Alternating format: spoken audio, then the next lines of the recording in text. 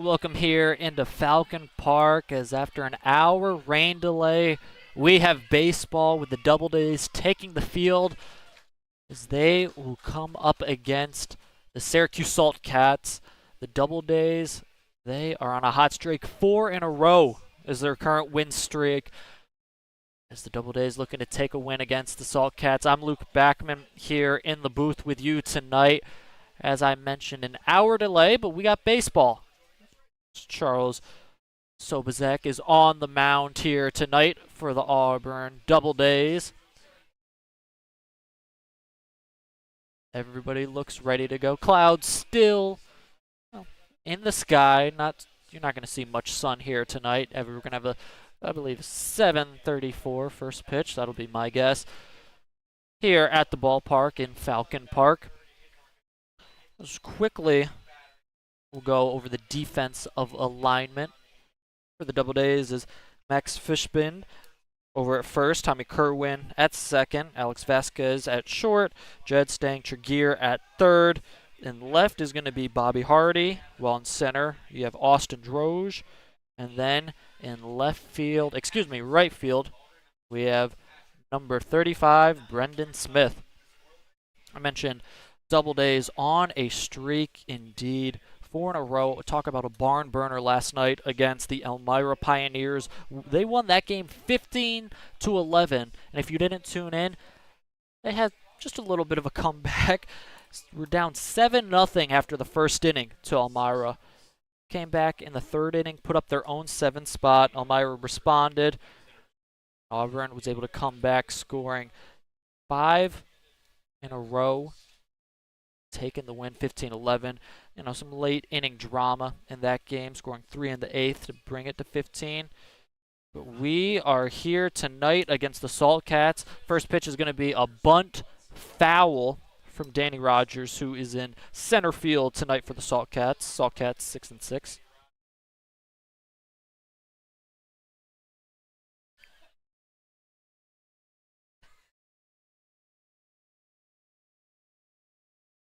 Sobazek on the mound here tonight. The lefty southpaw is going to face the lefty Danny Rogers. He flies that one out to center as Austin Droge will be right there, only having to take a few steps for out number 1 here tonight.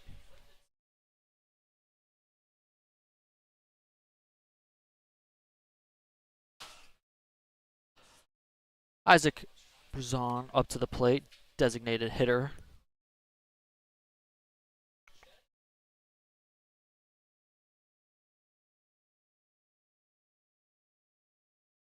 So Bazek on the mound, ready. His first pitch is going to be in there for strike number 1.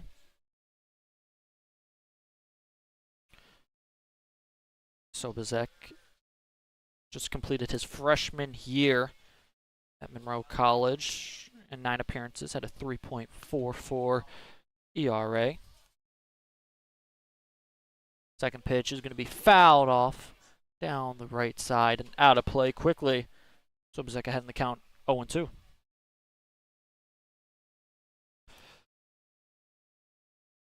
Good crowd here tonight, braving the rain, which came in spurts. There's some tough rain here and there, and when it came down, it came down. Pitch is going to be inside. That one hit the hand of Brozon, kind of close to the wrist area, but he seems to be okay. Makes his way down to first for the first base runner of the night.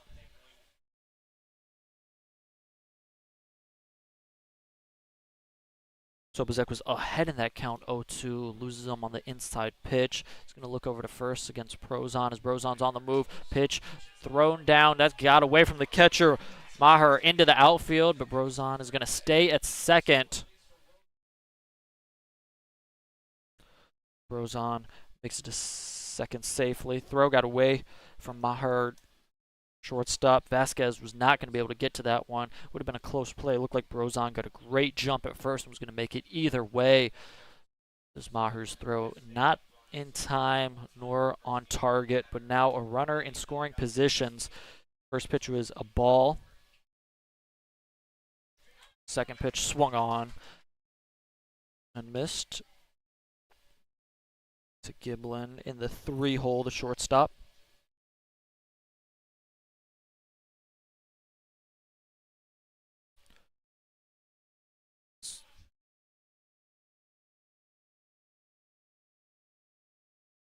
Hit out to right field. You have Smith bring that over to the cutoff man, the first baseman. Fishbin quickly. Runners are on the corner here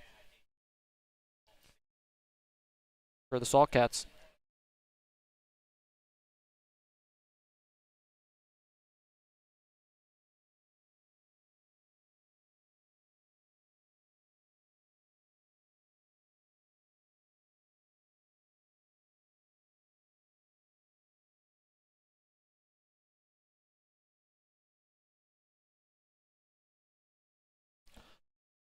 Early part of the game is you're going to have McMaher behind the plate giving out signs to the infield, talking about where they want to go on potential ground balls. You know, ground ball is a pitcher's best friend here in this position. 1 out, runners on the corner, potential double play ball if on the ground. Could get him out of the inning. Runner from first is on the move. Pitch hit in the air. Fishbin is going back. He's trying to find the ball. It's going to go back fair.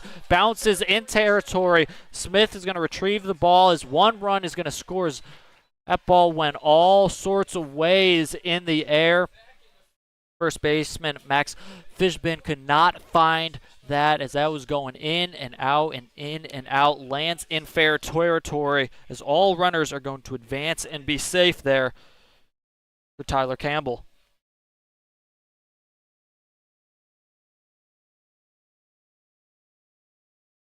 I've talked about in the past with the Doubledays, put the ball in play. And then something good will eventually happen. First pitch to Manning is going to be in there for a strike, and that's exactly what the Saltcats did right there. That ball put in play seemed like it was going to be a routine pop-up, but the wind took it all over the field. Drops for the first run of the game. Pitched low, count now even, 1-1.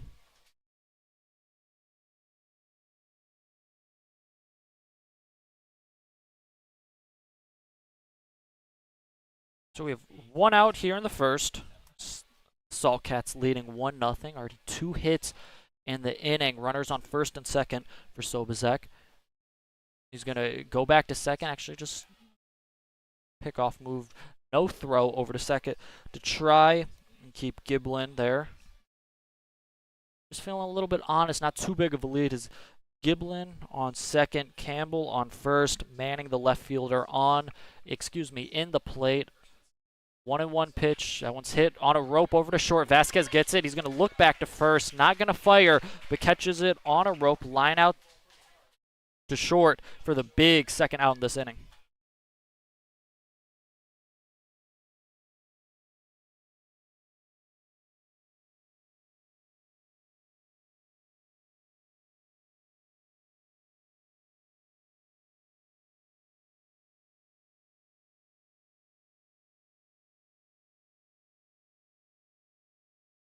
Pitch swung on and misses. Throw down to second is not going to be in time. Good throw by Maher, keeping Campbell honest. Giblin, who's on second, honest as Mike Mayhew comes to the plate. First pitch was a swinging strike.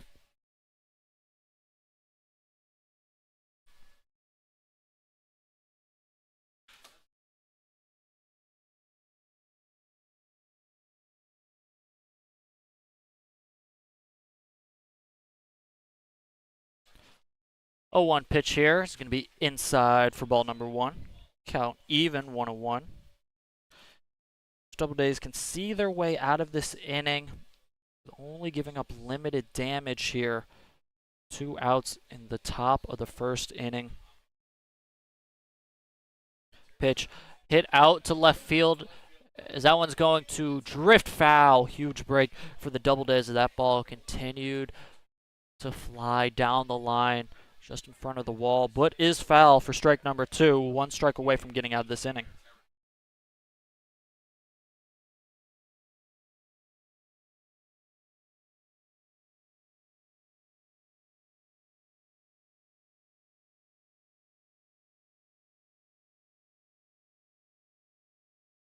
1-2, Sobezek on the mound, looking to get out of trouble here, only giving up one pitch, fouled off, will do it again.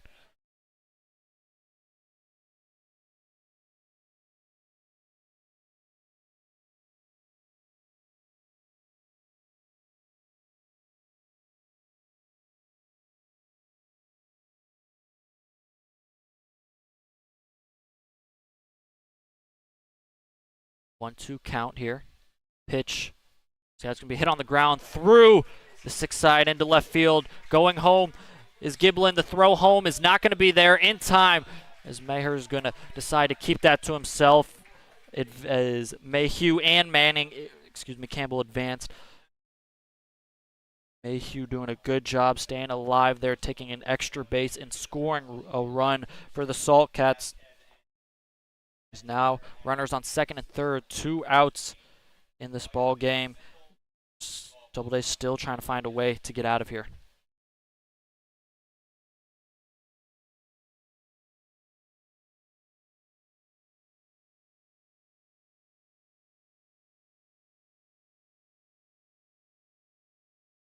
Pitch inside for ball number 1.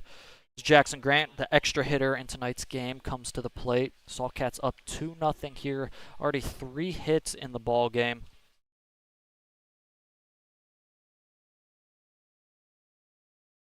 1-0 pitch. Just low for ball number 2.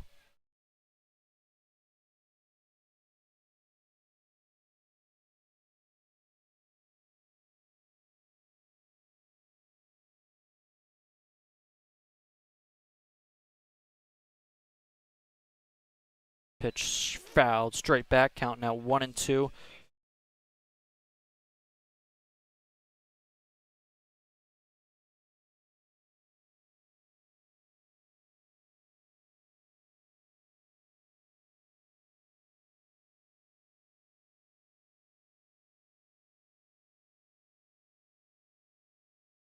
Pitch in there for strike number 2. Big pitch from Sobezek. Needed that one. Count now even 2-2.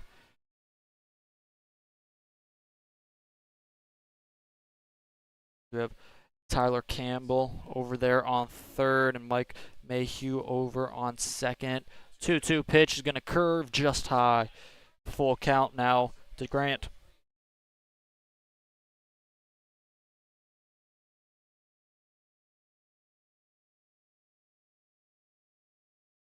Sobezek trying to find a pitch here to get himself out of this jam. Runners on second and third. The full pitch payoff. Hit on the ground over to short. Vasquez is going to field it. Go to first in time for out number 3 to end this top of the first, but not before the Saltcats put 2 on the board thanks to 3 hits. Doubledays will come to the plate looking to get some of that back here in the bottom of the first. We'll be right back after this.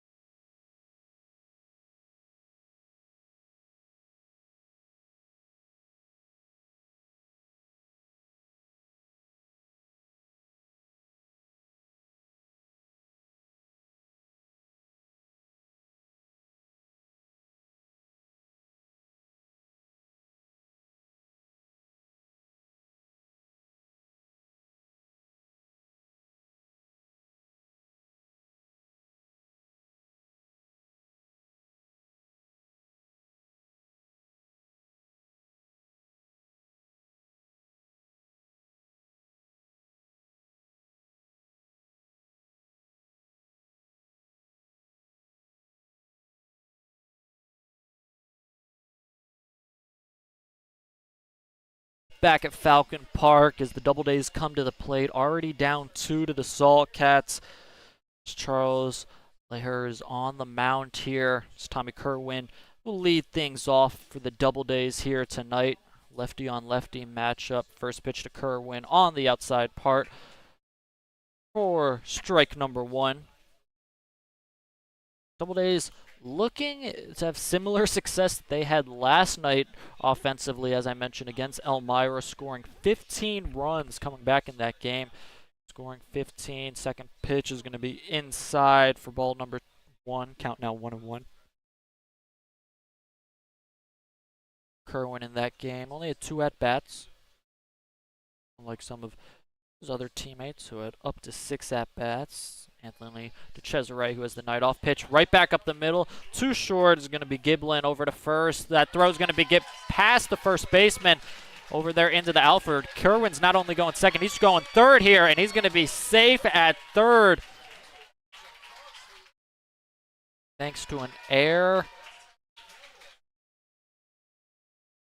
there.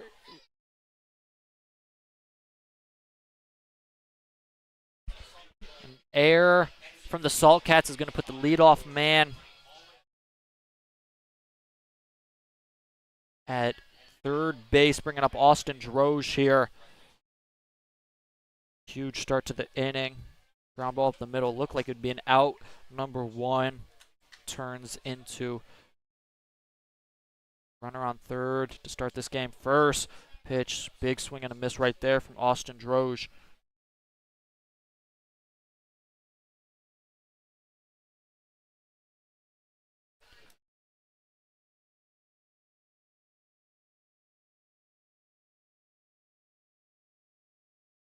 A 1 pitch. It's going to be low for ball number 1. Count now even 1-1.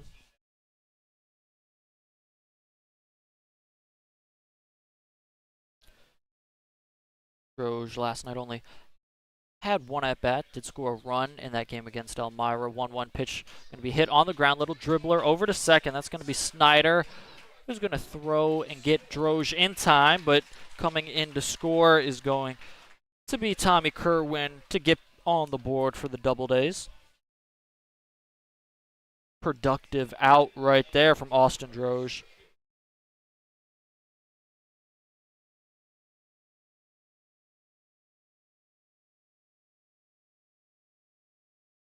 Colson Thompson comes to the plate.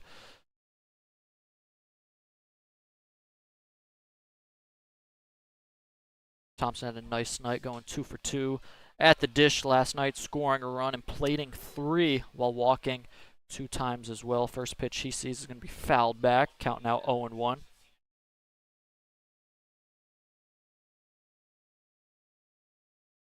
Good job by Auburn. Responding back. 0-1 pitch, little dribbler back up the mound. Just a little flip to first. Will be in time to get Colson Thompson. Little dribblers back up the mound. We saw one get to the shortstop. That one died too early as that one's to the pitcher. For out number 2, Brendan Smith comes to the plate for the Doubledays.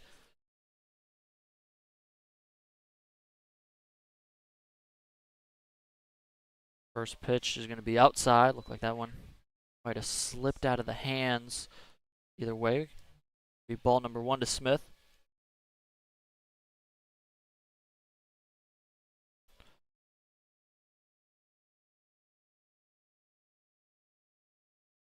(1-0) in the dirt for ball number 2 here.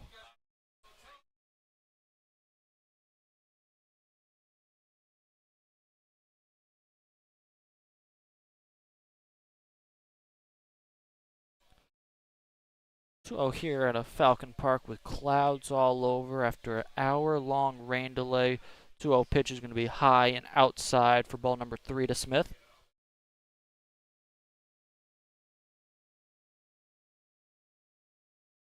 Trying to start a little 2-out rally himself against the Saltcats. Already played 1. Cut that 2-run deficit in half. 3-0 pitch is going to be right down the middle. Taking all the way with Smith. Count now 3-1. Infield playing pretty back for the Saltcats, just off the dirt. It's turf here, but just off the painted dirt. 3-1, swung on and missed. Big cut there by Smith. Brings the count full, 3-2. Wind is blowing heavily out to right field. We saw in the first inning just a little pop-up over first base. It can cause trouble. Anything in the air right now would cause trouble. Pitch swung on and missed from Smith, but gets past the catcher, and that's going to get to the backstop, and Smith is going to make his way to first on a strikeout. As he makes his way to first, that strikeout passed ball will continue this inning. Something you don't see too much in this game. For the Doubledays, they will take it.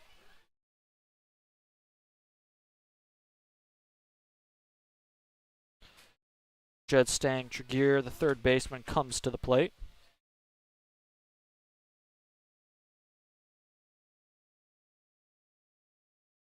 First pitch hit out to center field. It's going to be Rogers going to get it in the gap between right center, bringing both the runners to a halt at both second and third. First pitch double for Jed Stang Tregear in this ball game. Now runners on second and third. 2 outs here for the Doubledays. Try and get a little something going.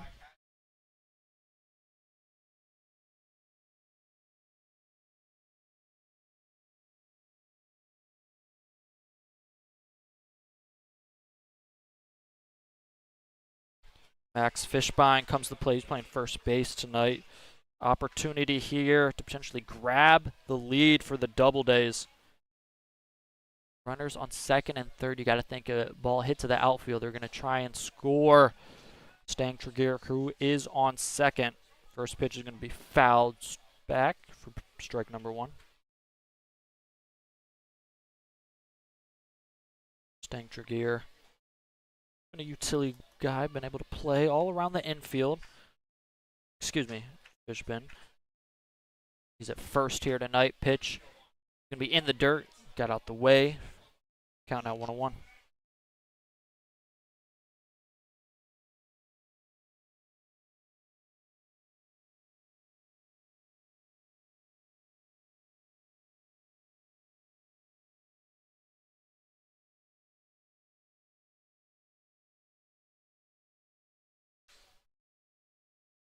Pitch fouled away. 2 strikes in this count. Here now.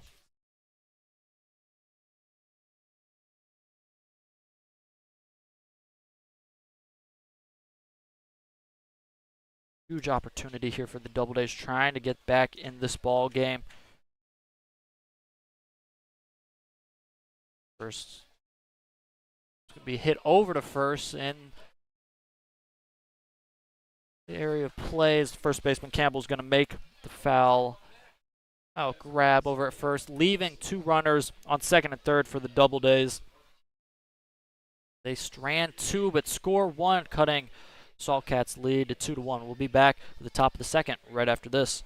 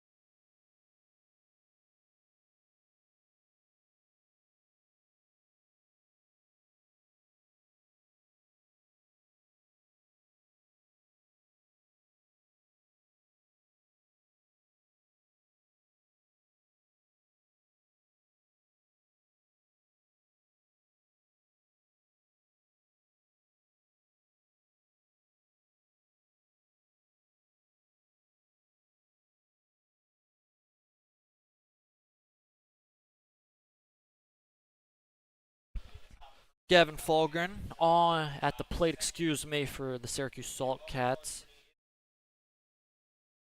First pitch he'll see is going to be hit over to second base. Tommy Kerwin's going to make the play over in time to first base for a quick first out this inning.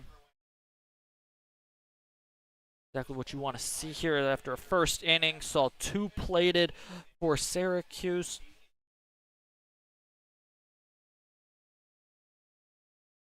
As Lucas Lovitz comes to the plate, is something I learned pregame. He's actually one of the broadcasters for Syracuse and in these exhibition games, which tonight is for the Doubledays and the Salt Cats. He's in the lineup. That liner over to second. First pitch caught by Tommy Kerwin. Quick 2 outs here in the top of the second.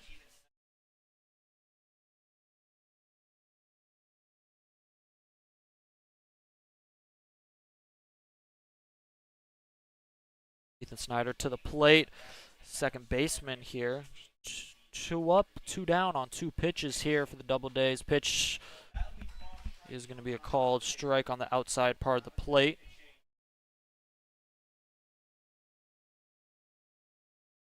Sobazek. His 0-1 pitch is going to be same exact place as his first pitch. Called for another strike, quickly ahead in the count. 0-2 here. Sobazek was up 0-2. Rose on in the first inning, then hit him. Trying to get out of the second inning. Here, pitch in the dirt. Count now 1-2. Sobazek, this will only be his 6th pitch of the inning with a chance to get out of it. Be a huge shutdown inning for the Doubledays after giving up 2 in the first. His 1-2 pitch outside. No! Outside part of the plate for strike number 3. Snyder wasn't agreeing with that, but home plate umpire said, nope, that's strike number 3. Huge inning for the Doubledays as now they come to the plate here, down 2-1, looking to get 1 or maybe even a few more to take the lead. We'll be back here at Falcon Park right after this.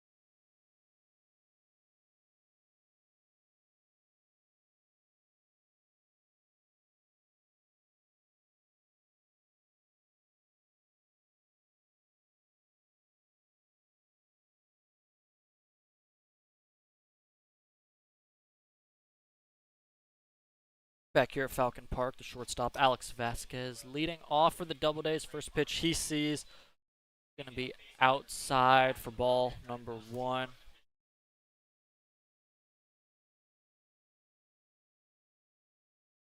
Vasquez tonight playing short. We've seen him all over the infield since he's made his debut here in Auburn. Second pitch is going to be ball number 2. Heading the count now 2-0. Vasquez last night Had his lone at bat, had a hit, also came around the bases to score a run. Ahead in the count 2-0 here. Pitch swung on, fouled back, counting out 2-1.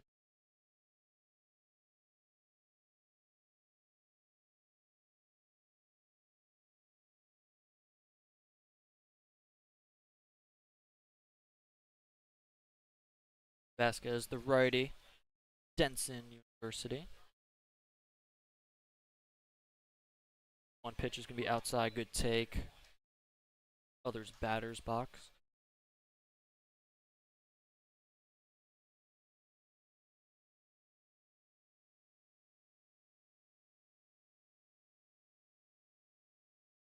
Blair ready's on the mound. 3-1 pitch here to Vasquez. Is going to be swung on, drilled down the third base line, but foul.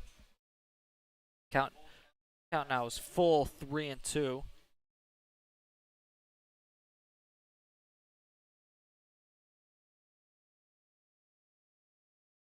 Blair prepares on the mound for the payoff pitch. Vasquez in the box trying to find his way on first. Pitch going to be outside for ball number 4. Leadoff walk to start the bottom of the second for Alex Vasquez. As you got to think, it won't be too long before he's on the move. The quickest base runners, on this Doubledays team. We've seen him on the move plenty throughout this season. Got to think, once he gets a timing off of Lair, he will be on the move. Bringing up to the plate is Mac McGeorge, the extra hitter tonight. First pitch is going to be outside. Lair thought that might also be Vasquez on the move. Pitch seemed sort of like a quasi pitch out. Ballgren, outside part of the plate, looking ready for it. Either way, Vasquez stays at first. 1-0 pitch. Be fouled off. Count now even, 1-1.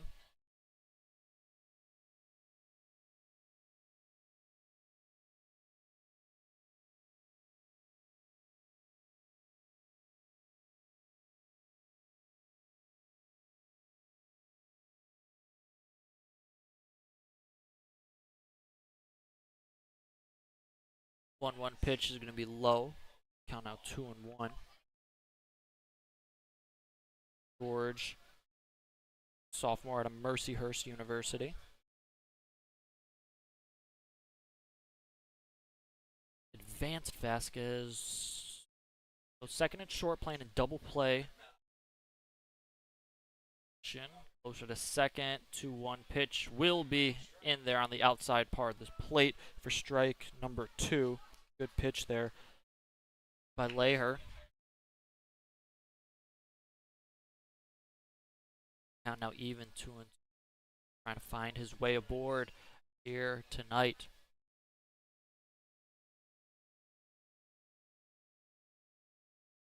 Pitch is not going to happen because right before Lair was about to come home with it, McGeorge called time, stepping out of the box. Get ready. There was ready. He was getting ready to come home as say, you know what, I'll take a time of my own. Kind of both guys looking at each other, seeing if they're ready. I think actually Lair's saying, wait, what's the count? He's saying it's 2-2. I think the home plate umpire said it was 3-1, and that's the confusion. Count is 2-2.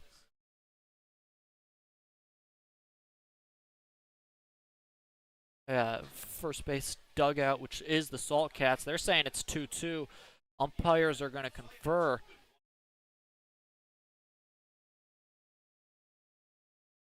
Lair and McGeorge talking near home plate. I'm sure Lair's saying, hey, man, you don't want to tell him it's 2-2?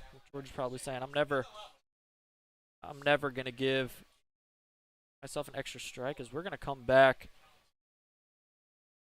And I believe the home plate umpire is going to stick with his count of 3-1.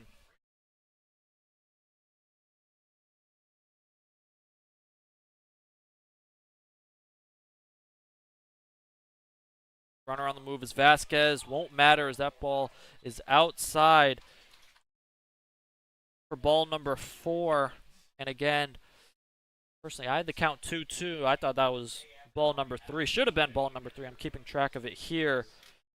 Home plate umpire said it was ball number 4. Instead, he had the count 3-1. Supposed to only be 2-2. Either way, huge break for the Doubledays. They got first and second. Mac Mahar at the plate, the catcher. Prime opportunity, runner in scoring position. Talked about throughout the early part of the season. He's going to show bunt here. That one is going to stay foul. Mahar.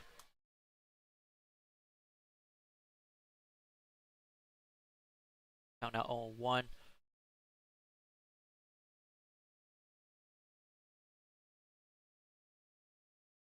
As I was mentioned earlier, we've talked about both myself and Ryan, my broadcast partner, who is on vacation, will be back Sunday for the doubleheader.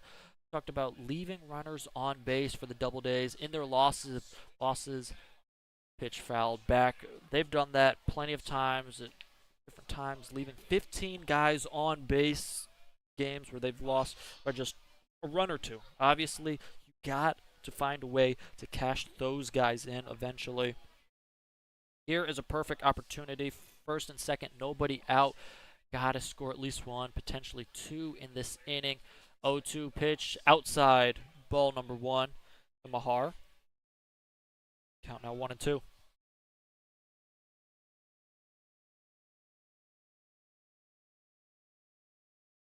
Reddy's on the mound. Trying to deal with some damage caused by 2 walks to start this inning. 1-2 pitch. Be outside. Count now evens at 2-2.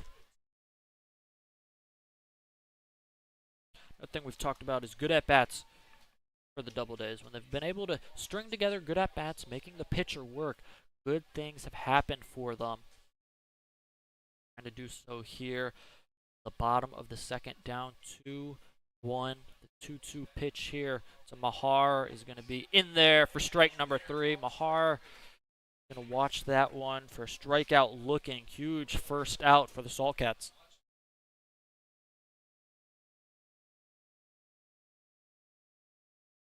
Bobby Hardy, the left fielder, comes to the plate here now with runners on first and second.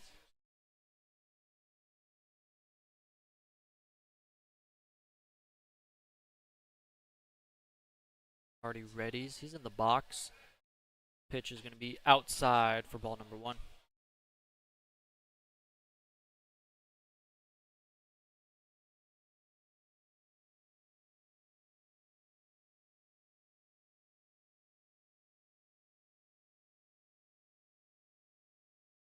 Pitch be delivered to Hardy. He's going to watch that come in for strike number 1, evening the count. 1-1 pitch on the outside part of the plate. Was able to sneak in there for strike number 1.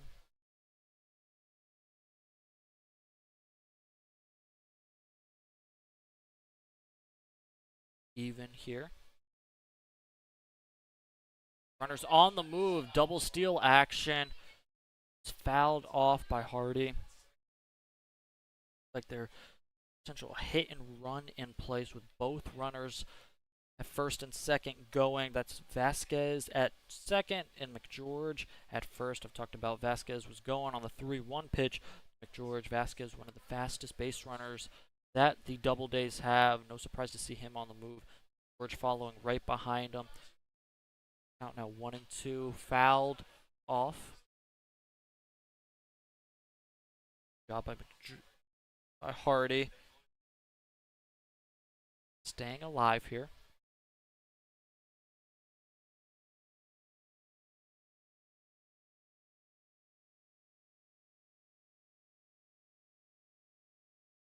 In the box.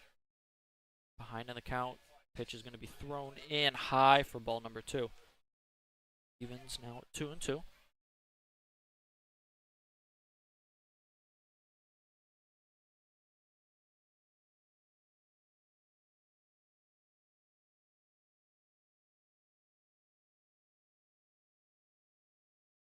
Two pitch.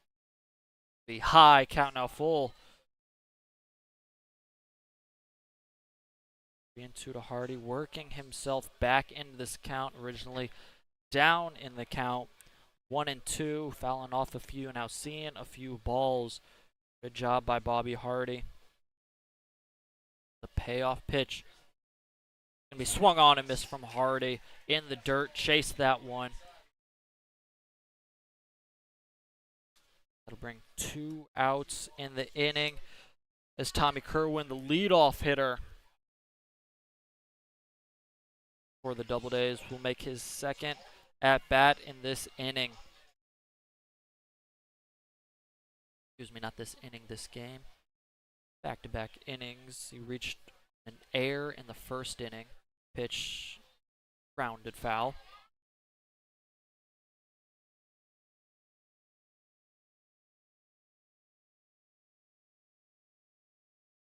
Blair trying to find himself a way to get out of this inning. Lead off 2 balls, walks. This inning, or the reason they have runners on first and second. Trying to work around that pitch. Little dribbler up the middle. It's going to be Snyder. He's going to get it and step on second for the 3rd out. So good job by Lair as he comes in and he is able to work himself out of the trouble started by himself at the beginning of the inning as Doubledays strand 2 on the base paths. First and second aren't able to capitalize. Score's going to remain 2-1. We'll be back here with the top of the 3rd right after this break.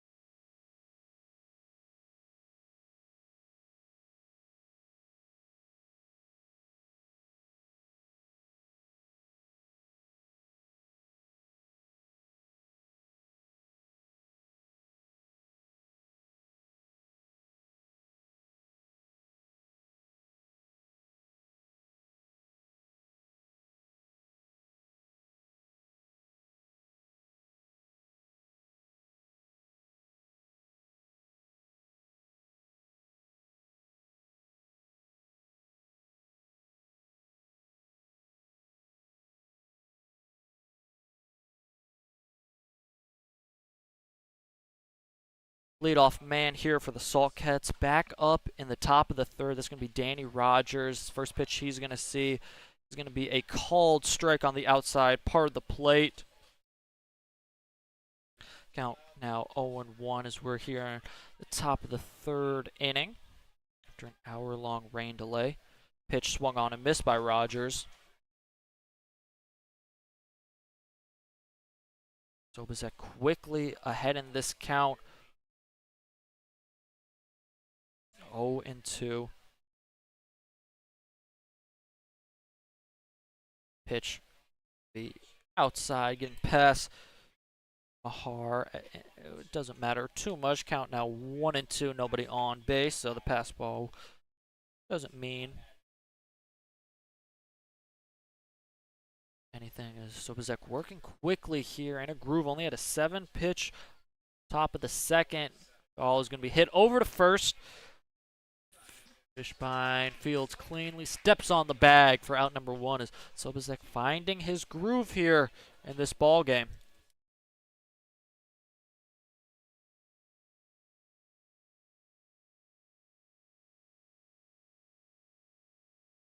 Isaac Brozon comes to the plate, and this is where things started in the first inning to get away from Sobazek. Was ahead in the count 0-2, was working like he's been working here both the 2nd and now the early parts of the 3rd. First pitch is going to be on the outside part of the plate for a strike to Brozon.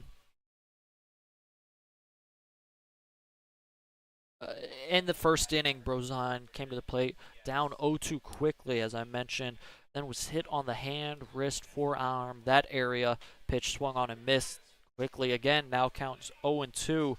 Good job by Sobazek. Brozon was hit, reached base. That's when things escalated for the Doubledays. 2 consecutive hits out, and then an RBI hit. That's how the Saltcats were able to get on the board. Pitch high, count now 1-2.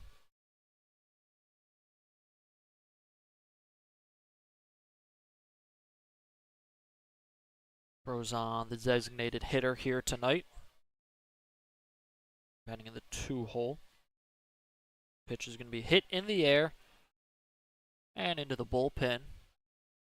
Like there's a couple players for the Saltcats trying to retrieve that foul ball right into the bullpen over there. Past the right field line. Count remains 1-2. Pitch. Curveball just low. Pitch by Sobazek, but low for ball number 2, evening the count 2-2. Good take there also by Brozon. Didn't miss by much. Enticing curveball. Sobazek able to lay off for a ball. 2-2 pitch. Going to be hit in the air down the right field line, as that ball is going to be just foul. And I kid you not, that ball is about less than a foot to the right of that foul line. One would have been a clear double, potential ground roll double for Brozon, but for the Doubledays, another break. That one will stay foul. Brozon comes back to the plate in a 2-ball, 2-strike count here. Sobazek trying to find a way to get rid of Brozon. The 2-2 pitch inside, and Brozon swings on it and misses for the strikeout. Good pitch by Good pitch from Sobazek to Brozon. Looked like Brozon didn't know whether or not he wanted to commit with the swing.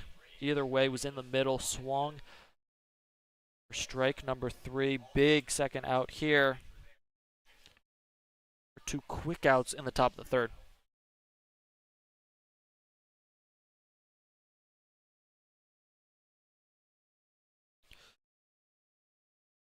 Giblin comes to the plate, pitch on the outside part of the plate for strike number 1.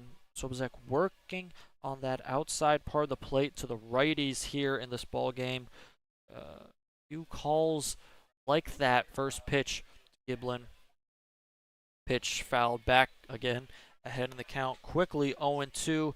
Been the case in both of the previous at-bats in this inning, getting ahead in the count 0-2. Sobazek trying to get out of this inning again. Hey, back to the top of the 2nd. Able to get to an 0-2 count before he ended that inning. Pitch is going to be low for ball number 1. Count now 1-2. Sobazek finding his rhythm here in this ball game. Huge after first inning that could have went either way. 1-2 pitch going to be swung on and missed by Giblin for strike and out number 3 here in the top of the 3rd. Sobazek, second consecutive 1-2-3 inning for the Doubledays as they come to the plate down by just a run. Trying to see what they can do on the offensive side of the ball. We'll be back here with the bottom of the 3rd right after this.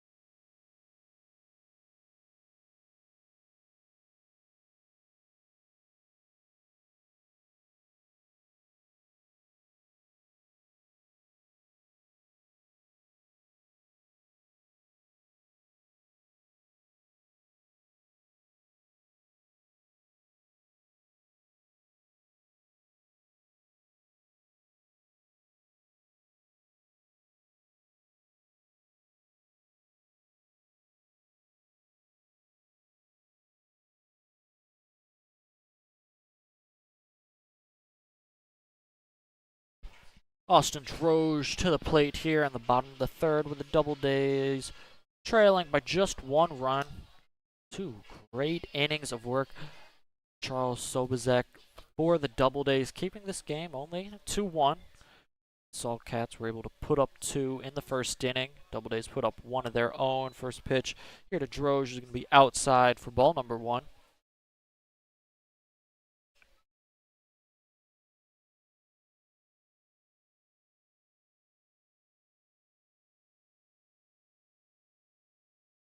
One-0 pitch, and Droge is going to be in the dirt for ball number 1. Excuse me, ball number 2. First pitch was also a ball. Count now 2-0 quickly to Droge.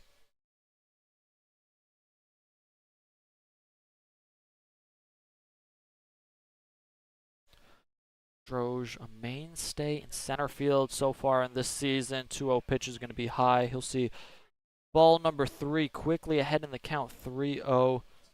Droge has had the speed in center field to track down numerous balls that looked to get potentially to the wall. Both calling off his teammates in left and right. Is going to show bunt, but pull it back here. Up 3-0 in the count. Going to take a strike.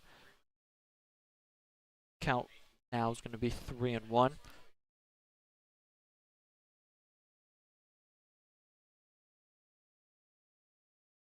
Three-one pitch here. It's going to be in there for strike number 2. Count now 3-2 to Droge. Droge looked like he was thinking that was going to be ball number 4 for a second, ready to toss the bat. Just going to stay in the batter's box here for the payoff pitch. Which is going to be delivered, and dribbler back up to the layer at first. They're going to throw over the head of the first baseman. Similar to the first inning, we're going to see an error on just a little dribbler going to advance. A Doubleday hitter who looked like he was going to be out. We're putting the ball in play for the Doubledays. Huge. It was going to be a tough play for Layer, who retrieved that ball with a speedy Droge at first, but looked like he threw that one off balance over the head of the first baseman, Campbell. Nothing he could do. Ball got away from him, sending Droge to second easy.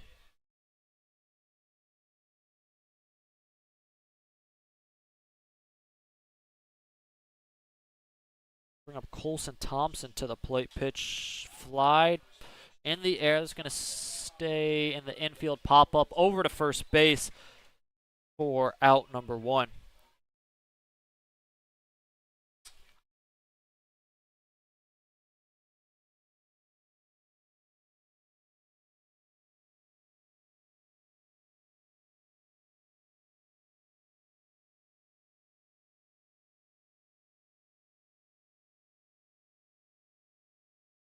Brendan Smith to the plate. First pitch he's going to see is going to be in there for strike number 1. Runner on second for the second consecutive inning for the Doubledays, trying not to strand another runner in scoring position. Something they've done in the 2 previous innings as well. Pitch is going to be swung on and missed right there. Droge. Excuse me. From Brendan Smith, it's Droge who is on second. Quickly, count is 0-2.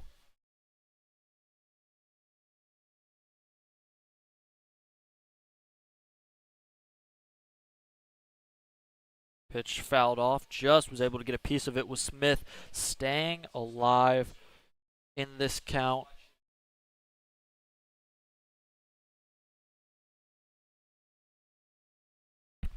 Layer on the mound. Coming up is going to be his 50th pitch of the ball game.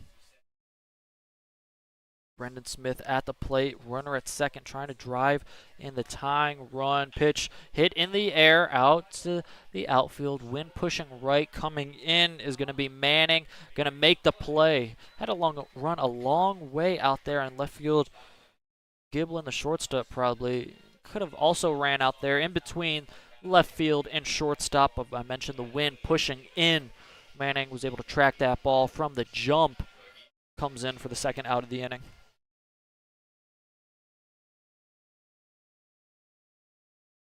Jed staying. Tregear at the plate here, doubled on the first pitch he saw from Layer. Looking for a similar result in the bottom of the third. First pitch is going to be on the outside part of the plate for strike number one. We've seen that pitch be called strike numerous times throughout this ball game. Outside part of the plate to the righties. Both pitchers tonight, both are Charles and both are southpaws as well. Getting the call on the outside part of the plate. 0-1 pitch from Layer is going to be swung on and missed. Similar spot. You got to wonder if Stang Tregear was thinking, hey, no one was called a strike last pitch. Maybe I'll throw my bat at it, see if I can make some contact. Isn't able to make contact there for strike number two. Now, Layer able to get back ahead of the count 0-2 with 2 outs, trying to get out of an error he committed the first at bat. A pitch is going to say, home plate umpire is going to say, Jets to Stang Tregear went on the swing. Ball got away from Fahlgren. He was able to retrieve that and tag Stang Tregear for the third out of the inning as Doubledays leave another man in scoring position on the base paths, still trailing in this ball game 2-1. We'll be back here top of the fourth right after this.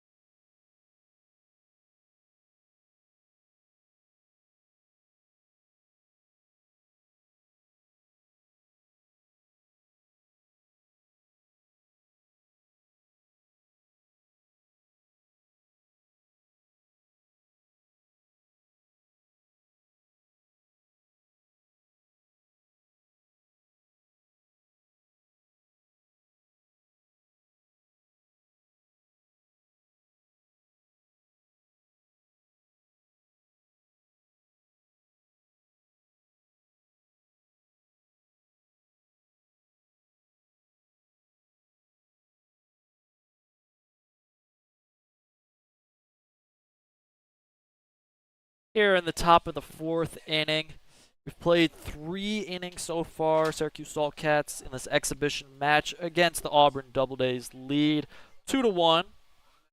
Charles Sobazek's first pitch here to clean up hitter Tyler Campbell is going to be low for ball number one. Campbell had an RBI single in the first inning. I say single, kind of a little bit deceiving. Second pitch swung on and missed.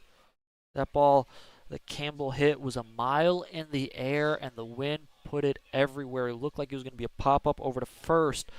Wind pushed it fair. It looked like it was going to be a pop-out out of play in the foul territories. So that's going to be, there's a regular single right back up the middle. Campbell has that one. He's on to start this inning.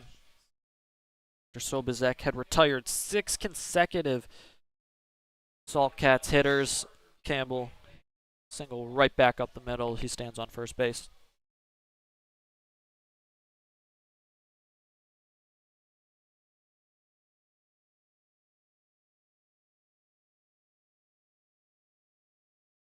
Bring up Brian Manning to the plate. He lined out to short in his last at-bat pickoff attempt.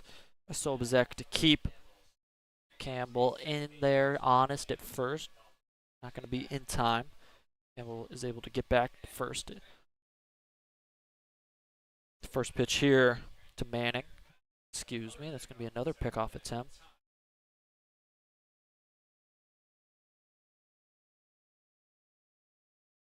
Southpaw Sobazek, good move over to first. Anticipating Campbell on the move eventually. See if Campbell is going to go on this pitch, or we're going to see Sobazek looking at first. He's going to deliver home, pitch inside for ball number 1. Campbell with the lefty, can't able to get as clean as a read as you can as a righty, obviously, who would have their back turned to you at first base. Saw Campbell on that last pitch lean back first just in case. See if he has a better read here on the second pitch, as we're going to see a pickoff attempt.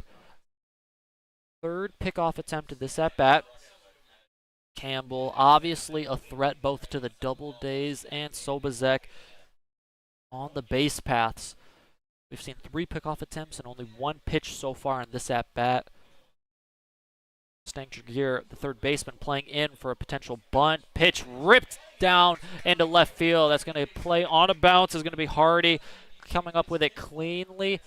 It's going to be a single there for Ryan Manning. Tattooed that ball into left field. Advancing Tyler Campbell to second base with that ball being hit so hard. And right at Bobby Hardy. Campbell only going 90 feet up the next space, which was second.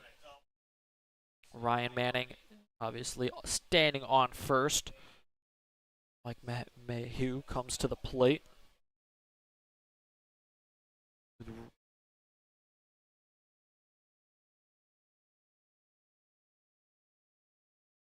Oh, play is going to be broken up as the ball in the dirt from Jed Stank-Jagier, who had that.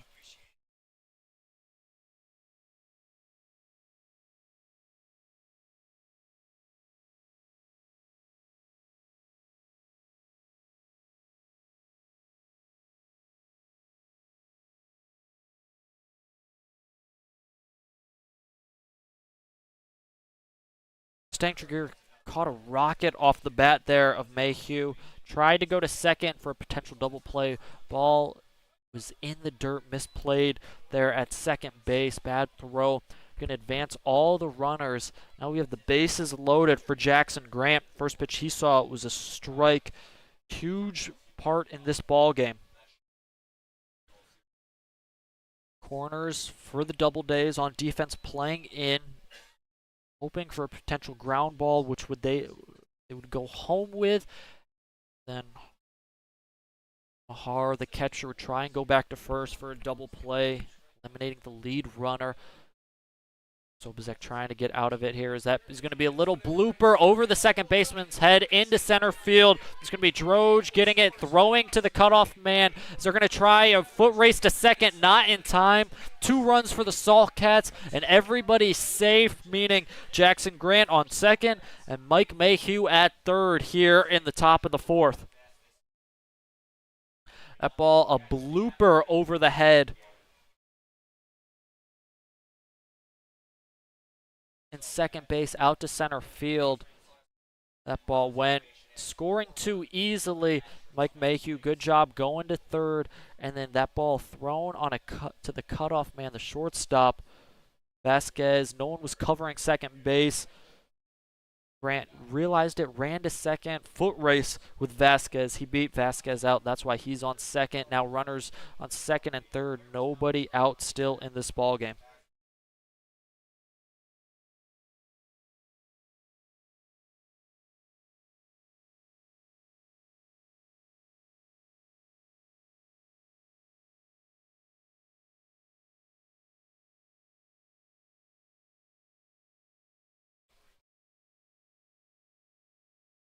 Four 1 here in the top of the 4th. Pitch swung on and missed. It's Gavin Algren. Grounded out to second. His first at bat back in the 2nd inning. Here's still nobody out for the Doubledays. Second pitch is going to be low for ball number 1.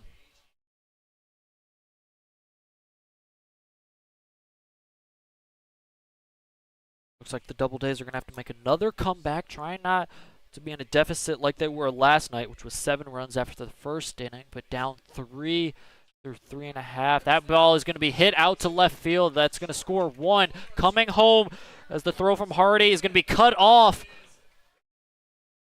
Falgren is on first with a 2 RBI single here to extend the lead for Syracuse up to 6, and that might be the end of the night for Charles Sobazek.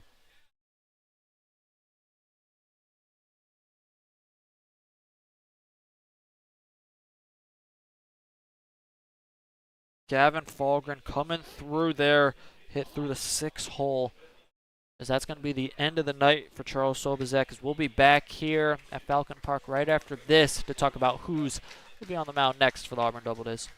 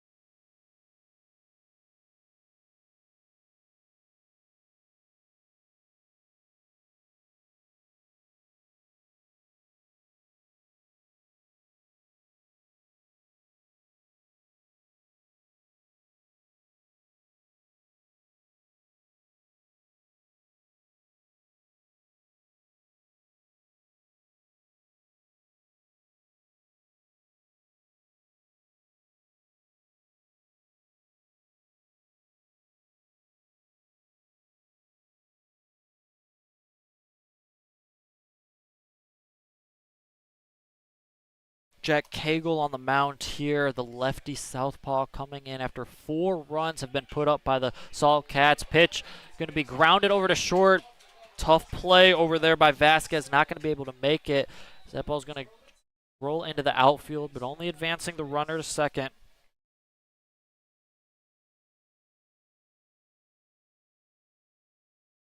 Orvlitz was in the box there. Single's going to advance. Gavin Falgren over to second base here.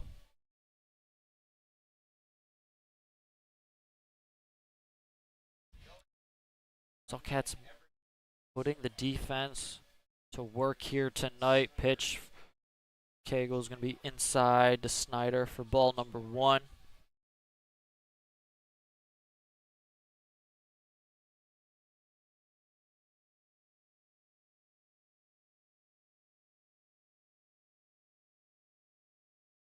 One 0 pitch, going to be low. Count now 2-0.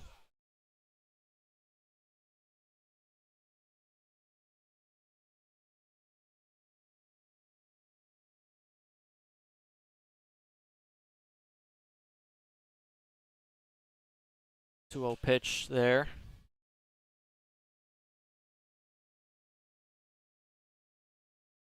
We fouled off to the right side. Count now 2-1.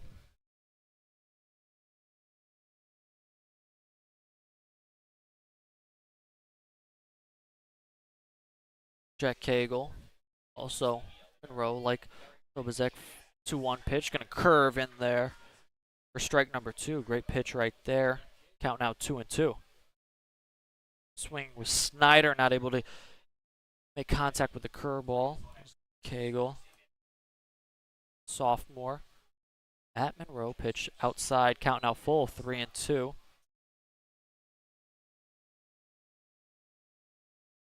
Started 5 games, pitched in 13. 4-2 record. Also recorded 2 saves. 40 in a third inning with 53 strikeouts. As he's going to record a strikeout here in his first out of the inning. Huge strikeout there. As he's going to send Snyder down on strikes for the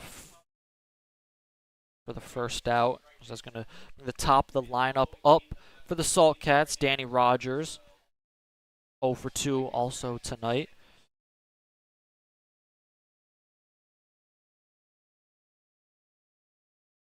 Pitch going to be hit over to first, played in front of him. Pitch being over to Cagle, not in time. As Rogers able to sprint down and beat out Cagle, who's trying to cover first after the rocket hit down to first base. Got a little bit away, just behind. Now bases loaded here.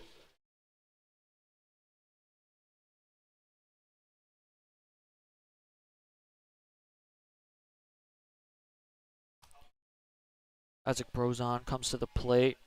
Struck out in his last appearance in the third and was hit by a pitch in his first at-bat in the first. Curveball will bend in there for a strike on the outside part of the plate.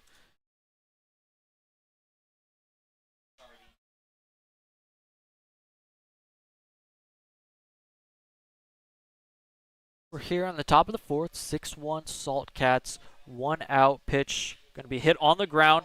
Would be a tough turn. Just going to go to first is Tommy Kerwin, as he knew going to second might cause more problems than it was worth. So he goes to first for the sure out. But with that, a run does score for the Salt Cats. And runners now on second and third, but 2 outs as the Doubledays trying to see a little bit of light, trying to escape this inning, in which has seen the Salt Cats put up 5 runs.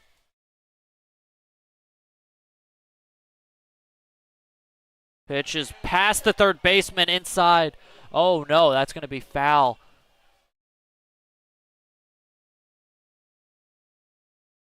The Salt Cats wanted that one to be fair.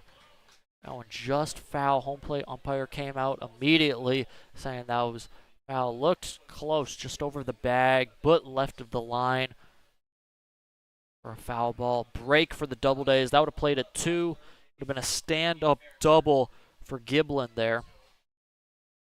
Instead, that's going to be strike number 1. Here as Giblin steps back in the box.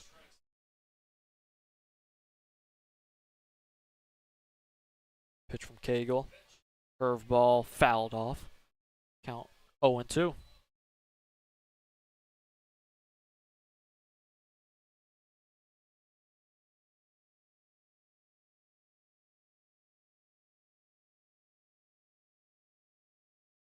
Five runs in this inning for the Salt Cats. They lead 7-1. 0-2 pitch. Cagle.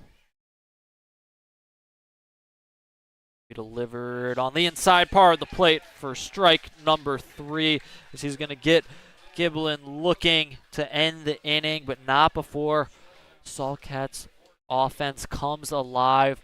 5 runs extends their lead from 1 to now 6. They lead 7-1. Doubledays come to the plate with work to do here. We'll be right back after this.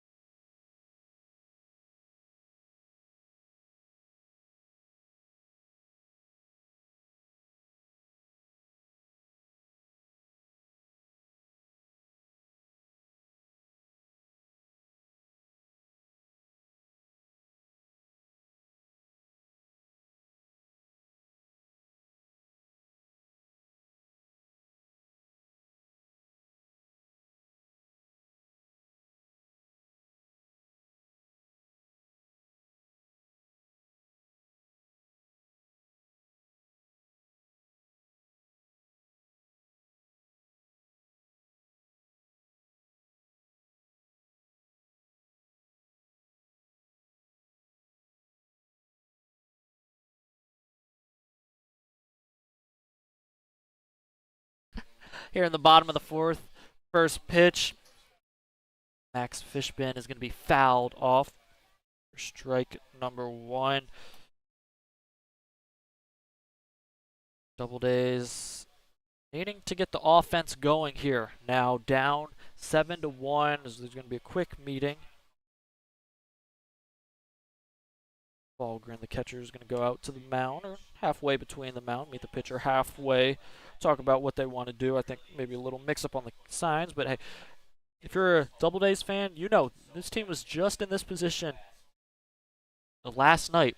I mentioned at the top of the broadcast, down 7-0 in that ball game to Elmira after just the first inning. Came back, scored 7 runs themselves in the top of the third. 0-1 pitch outside for ball 1. Scored 7 runs in that inning, excuse me. And then Elmira scored 2 to make it a 9-7 game. Auburn scored 5 consecutive.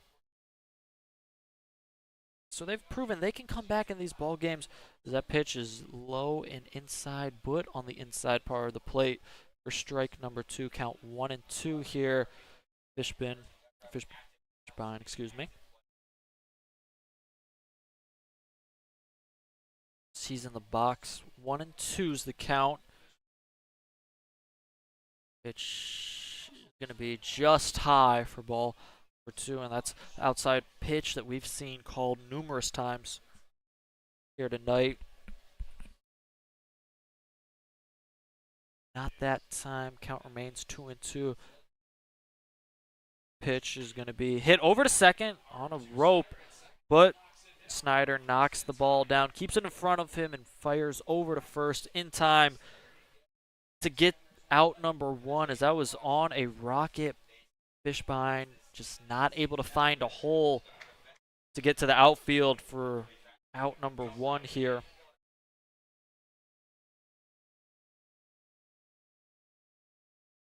Alex Vasquez comes to the plate, having walked to start off the second inning. Both him and Matt McGeorge, who's on deck now, walked in their first at-bats. Pitch on the outside part of the plate called for strike number 1. In the second inning, 2 walks, so runners on first and second. Doubledays were not able to do anything with it. 2 consecutive strikeouts, and then a put-out at second ended that scoring opportunity for the Doubledays. Something they'll probably look back on right now. And as we're going to see, a little deja vu, ground ball over to second, similar to the at-bat right before Vasquez. Snyder fields perfectly and cleanly and fires to first to get Vasquez for the quick second out here in this inning.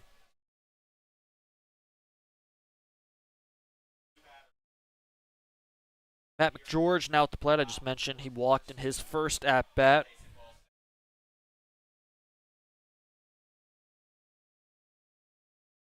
He'll see the first pitch and pop it in the air. 3 Saltcats running after it, but none of them will be able to make the play. That one goes over to their clubhouse on the right-hand side for strike number 1. Doubledays trying to put something together. Able to put a run on the board in the first inning. Since that offense has gone cold. Pitch is going to be swung on and missed. Big swing right there from McGeorge. Not able to make any contact, as Doubledays haven't had a hit since the first inning. That was Judd Stang-Tregear's double. Since then, only time they've been on base has been thanks to walks and an error. Quickly down in the count, 0-2. McGeorge, I see a pitch. It's going to be low for ball number 1. Looks like they hit Falgren in the foot. As a catcher, all the props in the world I have to give him. Is that's one position I've said multiple times. I couldn't be the little nicks and knacks you get behind the plate. You just have to act like nothing happened. The amount of times that foul balls ricochet off the bat right into your helmet. It's like, okay, you don't have too long to get ready. It just comes with the position. Props to them. Falgren right back in his stance behind the plate. Count now 1-2 to McGeorge. Low. Ball number 2. Count now even, 2-2. McGeorge trying to work himself in at bat here. Was down 0-2. Now this count is 2-2. Similar in his first at bat. 2-2 count, worked it to a walk for 4 balls. 2-2 pitch outside. Ball number 3, count now full. Good job by McGeorge here.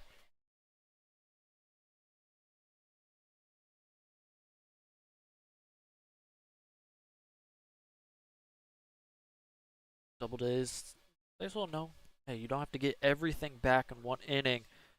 It's the 3-2 payoff pitch spoiled and fouled off by McGeorge. Good job staying alive here. Hey, you don't have to get all 6 runs to tie this ball game back here. Bottom of the 4th. You have a lot of baseball left to be played in this game.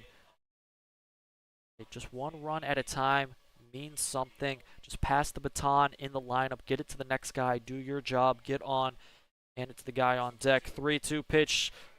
Looks like it got away from the hands of the pitcher. On to first is Matt McGeorge working himself a walk. Was down 0-2 in this count.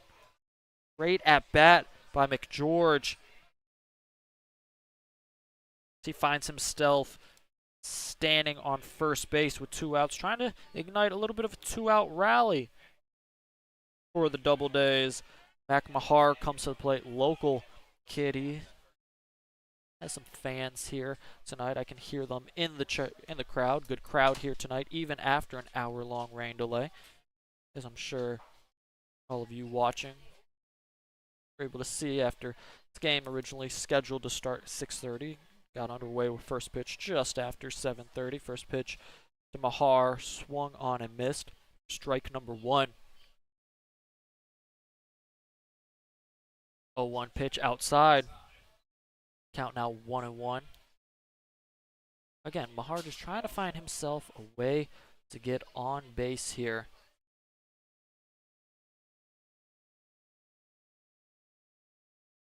The Auburn native at Mercyhurst University in the box.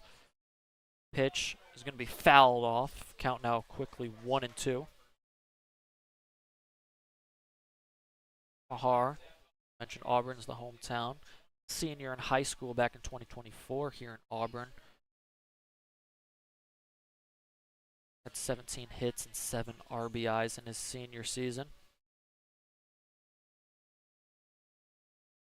Down in the count 1-2. Pitch is going to be inside. Ball number 2.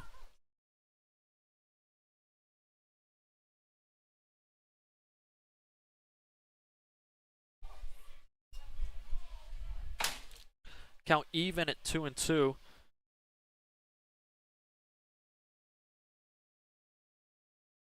Here's Mahar, stands at the plate.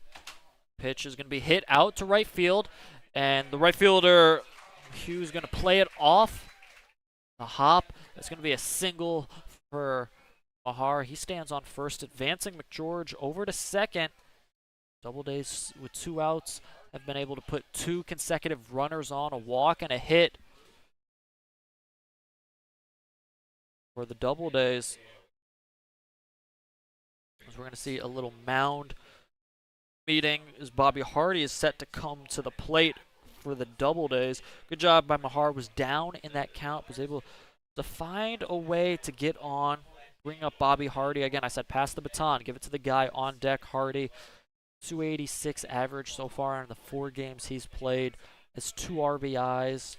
Scored 5 runs himself. Trying to find himself a way to get on base. Meeting on the mound, talking about how they're going to attack Hardy. His first at-bat did strike out in a full count. Worked a good at-bat, saw 7 pitches.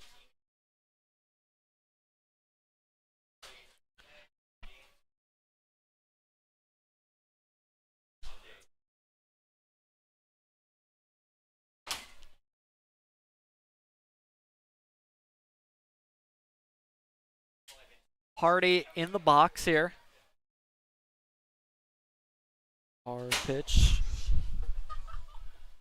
Gonna be fouled off as we got the crowd going crazy here, enjoying the game, getting active, trying to get this Doubledays team on the board here. Scored 1 in the first, have gone silent since. Down 7-1, 0-1 pitch. Going to be hit on the ground over to short. It's going to be Giblin making the play. No, he's going to boot that ball out of his glove. Everybody is going to be safe here. Looked like that was going to be a play. 6-3 to end this inning. But no, that ball gets away from Giblin. Now that loads the bases for the leadoff man, Tommy Kerwin. One of the batters for the Doubledays you want up in this situation. Kerwin, the leadoff hitter, reached on an error, made it all the way to third. His first pitch is going to be a little dribbler back to first.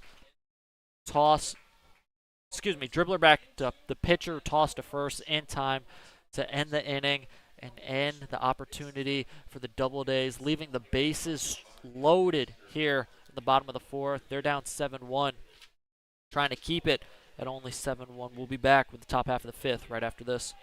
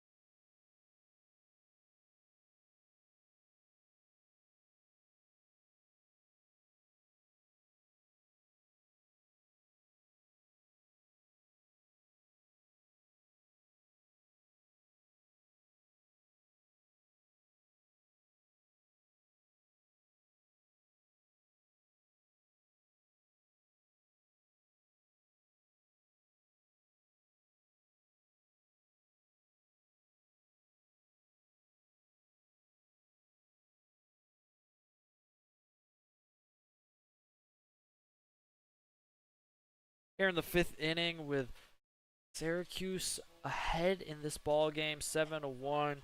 Cagle still on the mound. That's Jack Cagle for the Doubledays. First pitch is going to be outside for a ball to Tyler Campbell. Campbell 2 for 2 with an RBI single in his first at bat. Singled in the fourth inning as well. Pitch is going to be low. They're going to look down to first, and he did go. Not able to check his swing there for strike number one. Count now even. 1-1. Jack Cable was able to stop the bleeding there in the fourth inning. Came into a tough spot when he was able to give up one run while he was on the mound. Not credited to him, but instead Sobazek is Cagle readies for the 2-1 pitch, which is going to also be low to Campbell. Leading for a 3-1 count here to start off the inning as Cagle readies. Deals pitch skied a mile high here in the infield. Infielders looking, not knowing where it's going to happen as everybody, meaning Tyler Campbell, is going to reach first base safe as immediately Fishbein looked in the air and was saying, hands up, I don't know where the ball was. The pitcher wasn't, he was kind of moving out of the way, and Cagle, as obviously a pitcher would do in these situations. Kerwin was coming in, but that ball was pushing in from the wind as well. Drops between everybody. Campbell first base easily here in this ball game. Pitch in there for strike number one to Ryan Manning.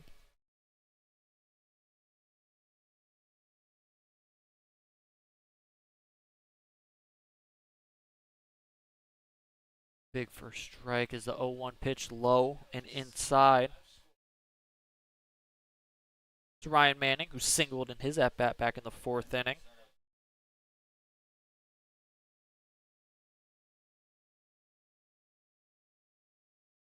Pitch going to be fouled off of his foot. Someone in the crowd saying fair ball, hoping to get changed to a fair ball. Chance for Auburn to turn 2. That would have been a tough play. That was a little dribbler. Probably not going to get Campbell with his speed at second. Would have had to live with just going to first for the out. But either way, it's a foul ball. The count is 1-2. Cagle stands on the mound. On the move is Campbell. Pitch is going to be, well, they're going to look to see whether or not he went. Right now, it seems like he didn't go. They're going to say no, he didn't go. So there's going to be a ball to make the count 2-2. Tyler Campbell is on second with a stolen base. Manning, it looked like it was pretty close. Field umpire was standing in between first and second, so didn't have also the greatest look at it. Bahar lost the ball on the transfer, so Campbell slid into second easily. 2-2 pitch fouled off. Ryan Manning on that pitch, kind of smiling because he knew I don't want to go. I kind of check swing, foul ball off the bat on the check swing. Manning realized, oh, should have just held that one back all the way. Pitch was low. Either way, stays alive. 2-2 pitch. It's going to get past Mahar as the runner is going to advance to third, and Tyler Campbell actually looked like Jack Cagle slipped on the mound delivering that pitch home. Either way, that ball gets past Mahar, bringing Campbell to third, and a full count here to Manning.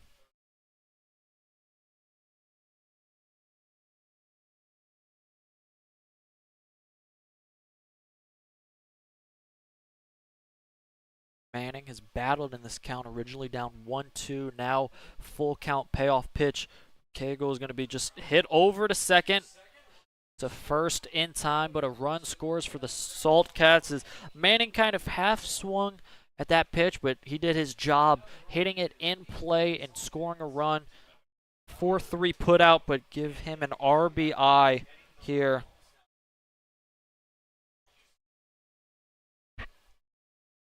That extends Syracuse lead.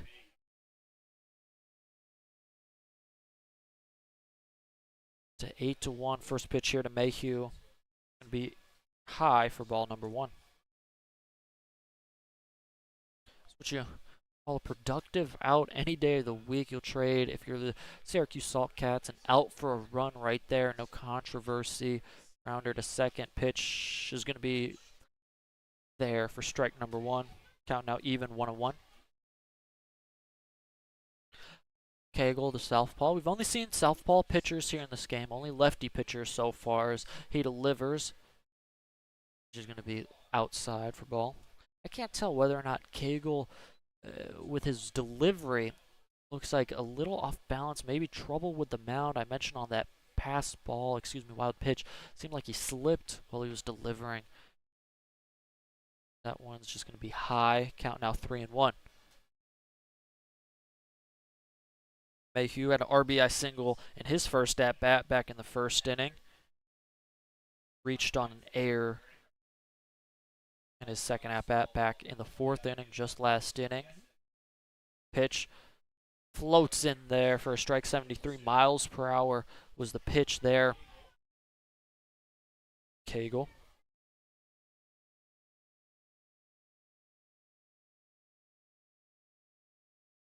(3-2) payoff pitch, little dribbler back up the middle. Cagle not able to make the play as after he threw the pitch, kind of leaned to his right.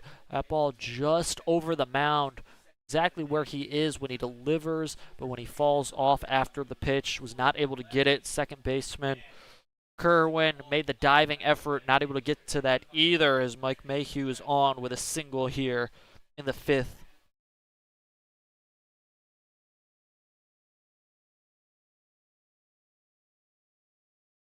Jackson Grant to the plate, the lefty on lefty matchup. First pitch, Cagle's going to be low for ball number 1. Grant, RBI, back in the 4th inning.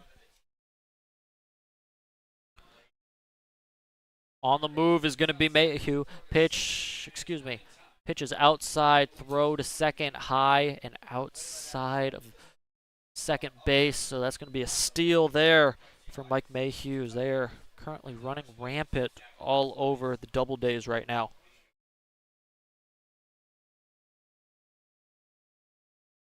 Jackson Grant quickly ahead in the count as well. 2-0, now with a runner in scoring position at second base. Pitch low, count now 3-0 here. Doubledays not helping themselves, whether it be walks or errors in this ball game. Doubledays committed 2 errors. Saltcats have committed 3. Doubledays not able to capitalize same way the Saltcats have capitalized on their mistakes. 3-0 pitch, needed it, got it in there for strike number 1. Count now 3-1. Saltcats 10 hits in the ball game, 8 runs. Doubledays 1 run, only 3 hits in this ball game. Cagle's 3-1 pitch hit over and into the outfield. Jackson Grant is aboard as they're going to stop the runner at third base. Hits the cutoff man is Brandon Smith as he fired that ball in once he got it in right field. Mike Mayhew put the brakes on at third base.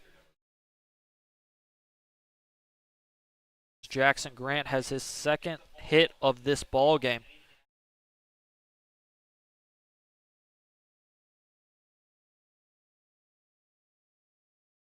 Gavin Fahlgren to the plate. Fahlgren had himself an RBI single back last inning. Pitch in the dirt for ball number 1. And something that's plagued both pitchers here for Auburn is the fact they've started a lot of these counts down. They haven't been able to get many first pitch strikes. Sobazek, he was actually able to in both the 2nd and 3rd innings, retired 6 consecutively in that stretch, 2, 1, 2, 3 innings in the 2nd and 3rd. But then when he fell behind in counts, was not able to make adjustments against Syracuse. Pitch is going to be high for ball number 2.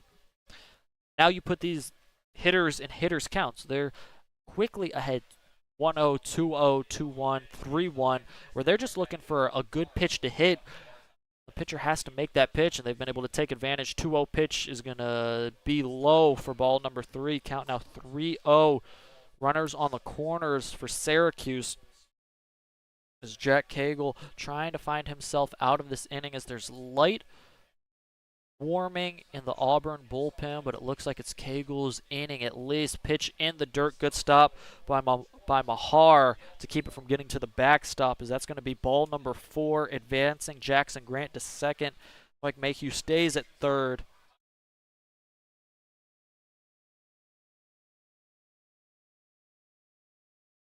Now the bases are loaded. We're going to see a meeting on the mound.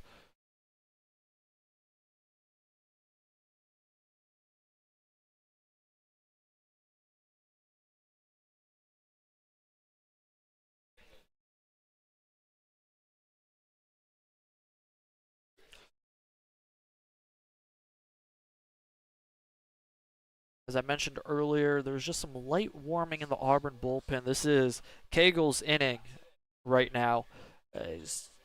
He has the bases loaded thanks to a leadoff single in the inning, a 4-3 RBI putout from Ryan Manning, then 2 consecutive singles by Mayhew and Grant, and a walk right there from Gavin Fahlgren.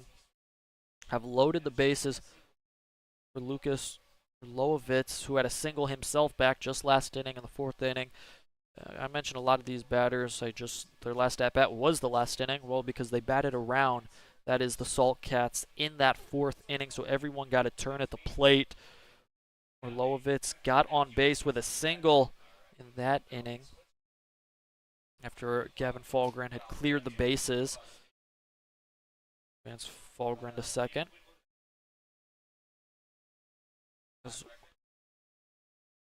Loovitz broadcaster for the Salt Cats exhibition games. He gets to play. He's playing third tonight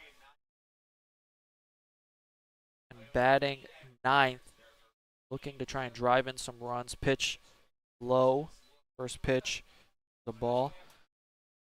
You know, I wasn't offered the similar opportunity, and I think I'd have to turn it down. I haven't played baseball quite a few years. That'd be interesting to see me on the field. Probably best I'm behind the mic right now, as Orlovitz's second pitch in the at-bat's going to be low. Ball two. Assume Orlovitz has had plenty of experience here. Baseball. It's these opportunities in the exhibition game, trying to make the most of it. 2-0 pitch from Cagle is going to be in there for strike number one. 68 miles per hour was that pitch from Cagle. Bend in there for a big strike number one. Trying to battle back in this at-bat. Down 2-1 with the bases loaded. Doubledays down 8-1 here. Looking to stop the bleeding. 2-1 pitch. Outside and low. Count now 3-1 with nowhere to put him. A walk would also walk a runner in as the warming up in the bullpen is ramping up for Auburn. 3-1 pitch from Cagle in the dirt. Ball number 4. That's going to walk a run in. The 9th run of the game so far for the Salt Cats.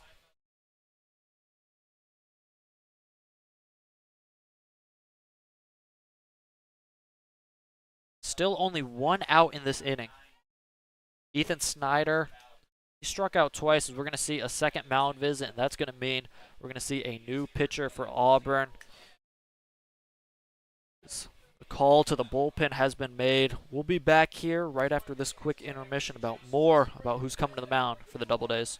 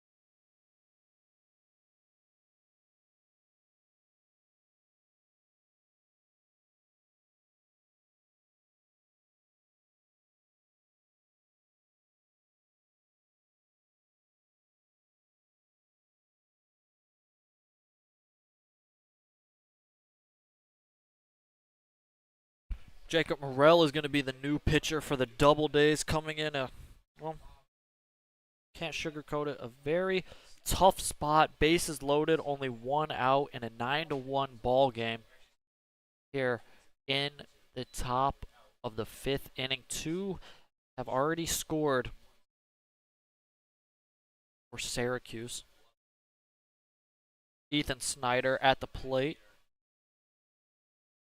Second pitch he sees is going to be low for ball number 2. Snyder struck out both swinging in the 4th and the 2nd inning. One of the only player so far in the lineup not to reach for the Salt Cats is he's 1 ball away from walking to first, ahead in the count 3-0 as Jacob Morel has come in, thrown 3 consecutive balls, nowhere to put.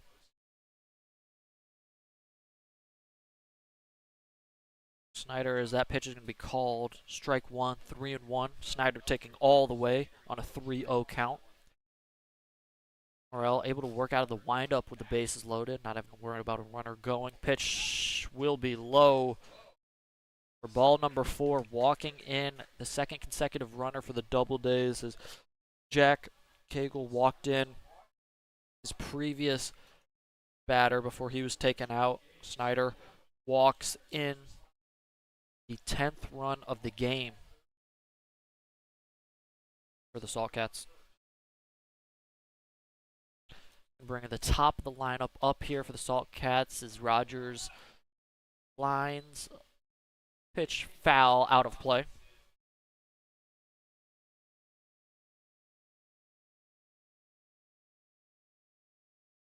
Three singles and 3 walks. That's been the story in this inning here for Auburn. Pitch is going to be low for ball number 1. Mentioned it while they were struggling to do so. Falling behind in counts has plagued them throughout these big innings, both back in the 4th inning and now here in the 5th. 5 runs last inning, 3 on the board already, trying to stop the damage. 1-1 pitch is low for ball number 2 to Danny Rogers. Rogers 1 for 3 on the night, singled back in the 4th inning. On the way. 2-1 pitch high now, count 3-1.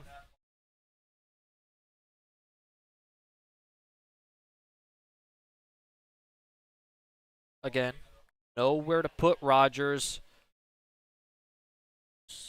3-1 is actually going to hit him.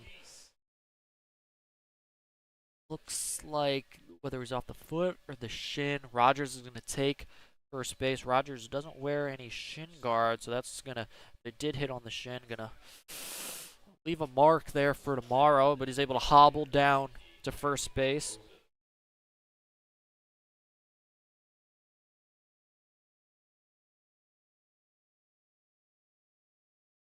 Isaac Roson comes to the plate, score 11-1. As the last 4 hitters to reach base for Syracuse have reached via walk, walk, walk, and hit by pitch. First pitch of the at-bat, Roson is going to be low for ball number 1.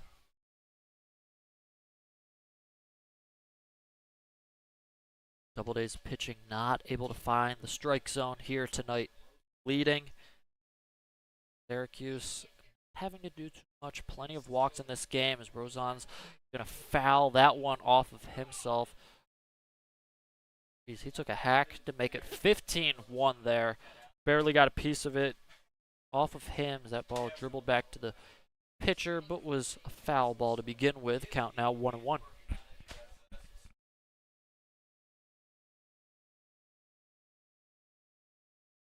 Third baseman Jed Stang-Tregear is playing just on the grass over there at third base.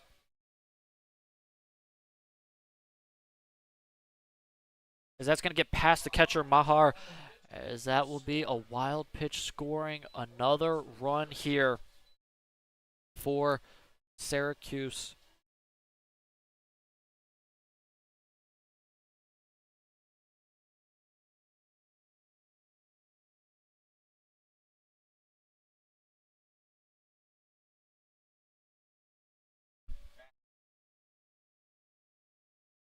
count 2-1. Runners on second and third now with the wild pitch.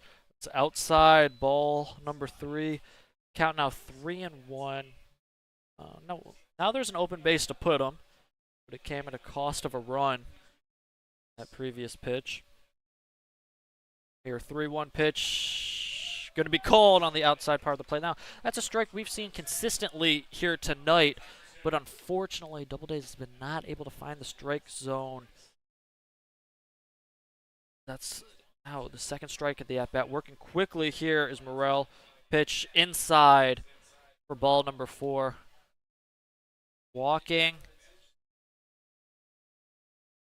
Now, 4 of the 5 last batters, Doubledays pitching, have walked. And this has happened now for the second time in this game, as the home plate umpire is saying that was only ball number 3, and I'm keeping track here. That was clearly ball number 4.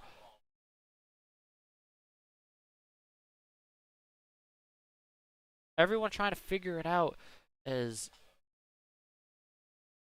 even our scoreboard here at Auburn had that was 3 balls, and then that one was ball number 4.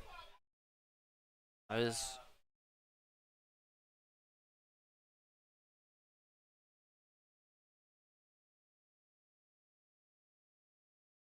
interesting. Now count 3-1.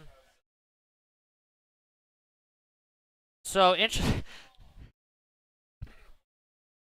So I said that was 3-1. Looks like the home plate umpire only believed it was 2-1. So that pitch, that was a ball, now makes the count 3-1. Let's see. That one is on the outside part of the plate. I have no clue. I won't lie as the announcer. I have no clue. Okay, the count was 3-2. It was also 3-2 2 pitches ago. Actually, 3 pitches ago. Payoff pitch is over the head, and we get back to the same result we should have had 3 pitches ago, as that's going to be a walk.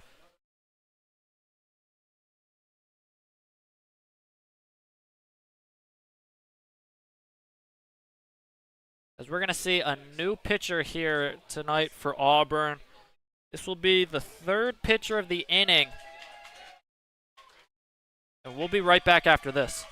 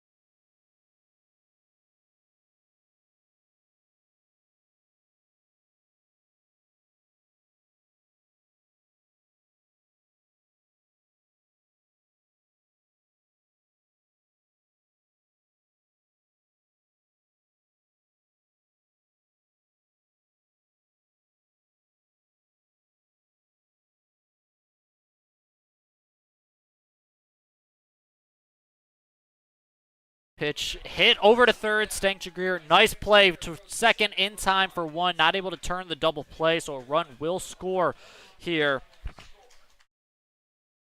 for the Salt Cats. Pitcher on the mound for the Doubledays.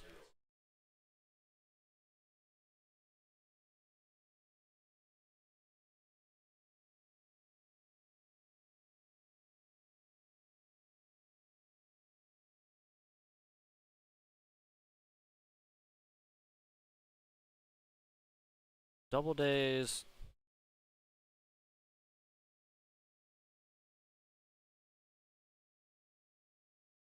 First pitch is going to be a swinging strike here for Tyler Campbell.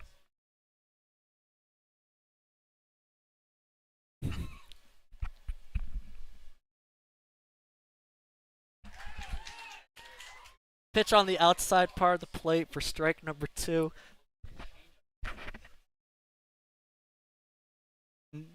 Doubledays 1 strike away from getting out of this disaster of an inning. Pitch high for ball number 1. Swung on, fouled back.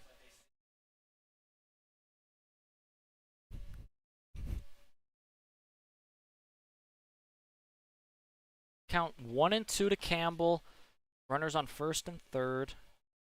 2 outs here in this ball game. 13-1 is the score. Pitch just missed. 65 miles per hour was the pitch, and just high.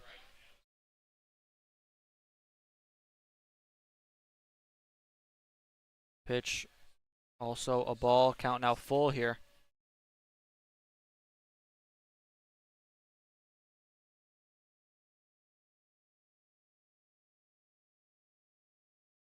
Owen's hit and going to get past the third baseman into left field. 1 run will score. Throw is going to keep Giblin at third.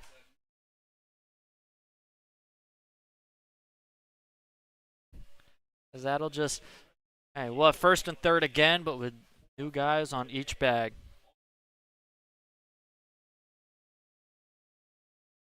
Tyler Campbell, RBI single right there. Put the lead up to 14-1.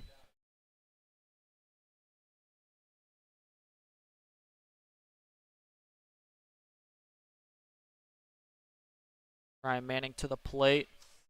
You'll see a strike to even the count, 1-1. He got the scoring started in this inning with a 4-3 ground out. No one on the base with 1 out, and then this has happened as that ball is going to be hit into left field. 1 run scores easily. Tyler Campbell's going to hold at second.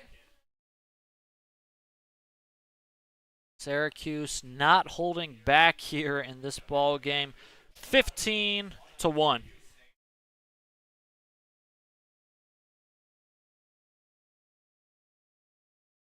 Bringing Mike Mayhew. I'll just talk about what he did in this inning alone. Single and then came around to score. A little dribbler back to the pitcher. Over to first in time to end the top of the 5th, which saw Syracuse plate 3 more runs than they did in the 4th inning, totaling 8 runs here in the 5th inning. Syracuse leads 15-1. We'll be back here, bottom of the 5th, right after this.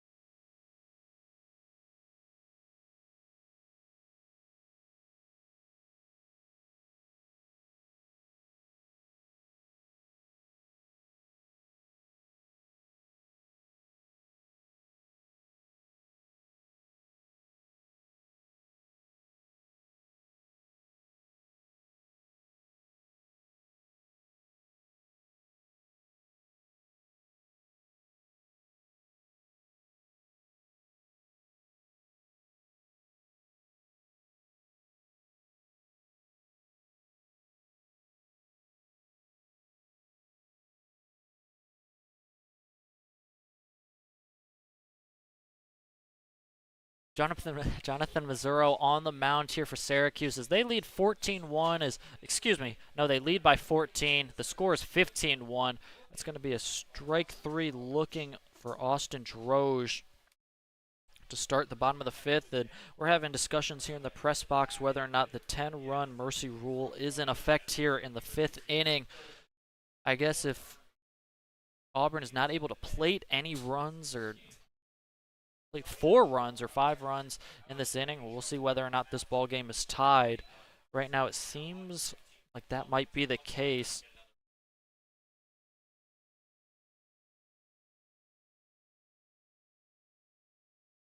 As Colson Thompson comes to the plate, 0 for 2 on the night. That pitch is going to go behind Thompson. There's a little wake-up call if you're not already awake at 9:38 here. Didn't realize it was that late, but obviously the rain delay has caused that to be the case here tonight. Nice Thursday night. Other than the rain coming in spurts, pitch is going to bend in there for strike number 1.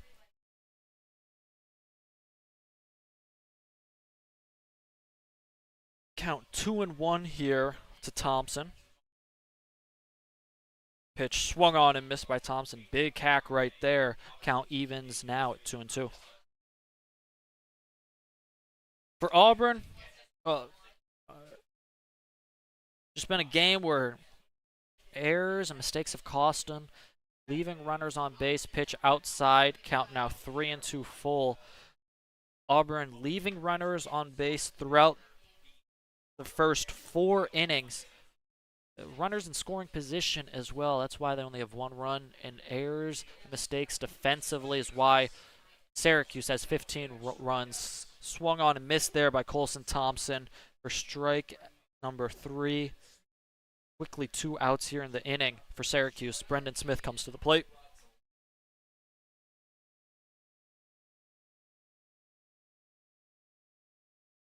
Brendan Smith comes to the plate. He's been 0-2 today. Excuse me. First pitch is going to be a strike to make the count 0-1.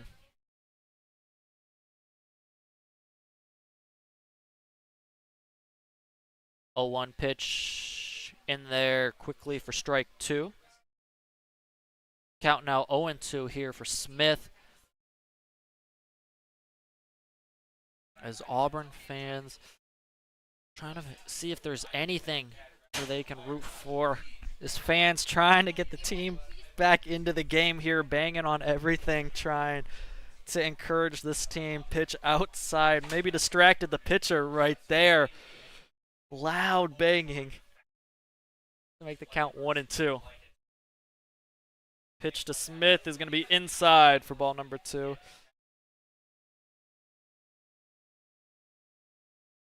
Zero on the mound. Trying to potentially close things out again. We'll see whether or not there is a mercy rule in this ball game. 15-1. Not many bright spots for Auburn here tonight. Pitch will be in there for strike number 3 to get Brendan Smith looking. That will finish the 5th inning as we're seeing whether or not this game is going to continue. And I see a new pitcher coming in for Auburn, so we'll have more information about that and the 6th inning coming right after this. Stay tuned.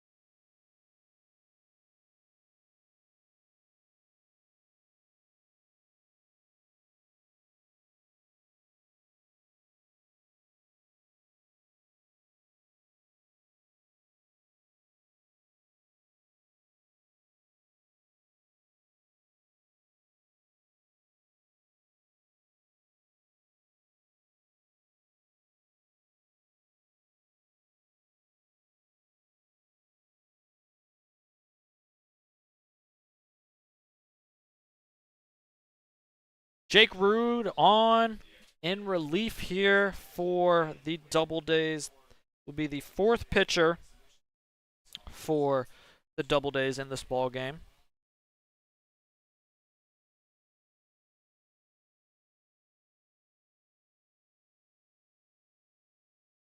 Excuse me, would be the fifth pitcher in this ball game, as there was 3 pitchers alone back in the top of the 5th inning, which saw Syracuse score 8 runs. Pitch is going to be high for ball number 1.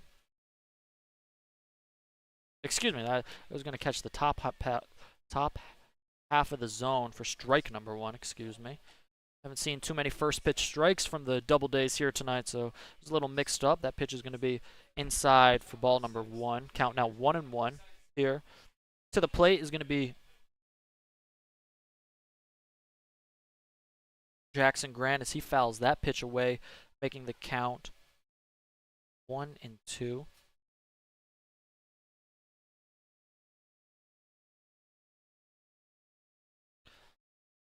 Doubledays coming into this night tonight had won 4 in a row, playing really good baseball this exhibition. Will obviously not count to their record in conference. The Doubledays and their last home game, granted last day here at home, doubleheader against Jamestown, swept the doubleheader, completing a huge comeback in the final inning of the doubleheader of the second game, winning that game 8-7, then going on the road twice, winning on the road to complete 4 games in a row. As tonight, they'll need a miraculous comeback to make it 5. Pitch on the outside part of the plate for strike number 3 of Jackson Grant.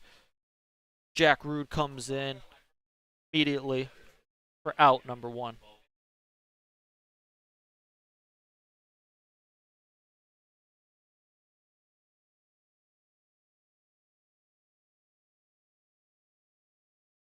Pitch is going to be high for ball number 1 to Falgren. Jake Rude, the lefty, 5'11", County College of Morris. It's going to be sophomore year. Pitched little dribbler back to him. Rude's going to head over to first, underhand toss in time for a quick second out, something we have not seen since the 3rd inning. Haven't seen an inning so far working this nicely for Auburn defensively. They had back-to-back 1, 2, 3 innings in the 2nd and 3rd. And then the 4th inning, whereas all went bad. 5 runs in the 4th, and then 8 runs in the 5th, paired with 2 in the 1st. That's how we get 15-1. Pitch is going to be high for ball number 1. Rude sporting what looks to be a green glove on the mound. Gotta say, I like the green. Don't see too many green gloves, I don't want to say. Hopefully I can see correctly from up here. Pitch high for ball number 2. As something mentioned was Saltcats jerseys here. If you're watching home at the broadcast, that's going to be ripped down the left field line. That's going to be fair, as Bobby Hardy's going to grab that ball, fire it in, as Orlovitz is going to have himself a double here.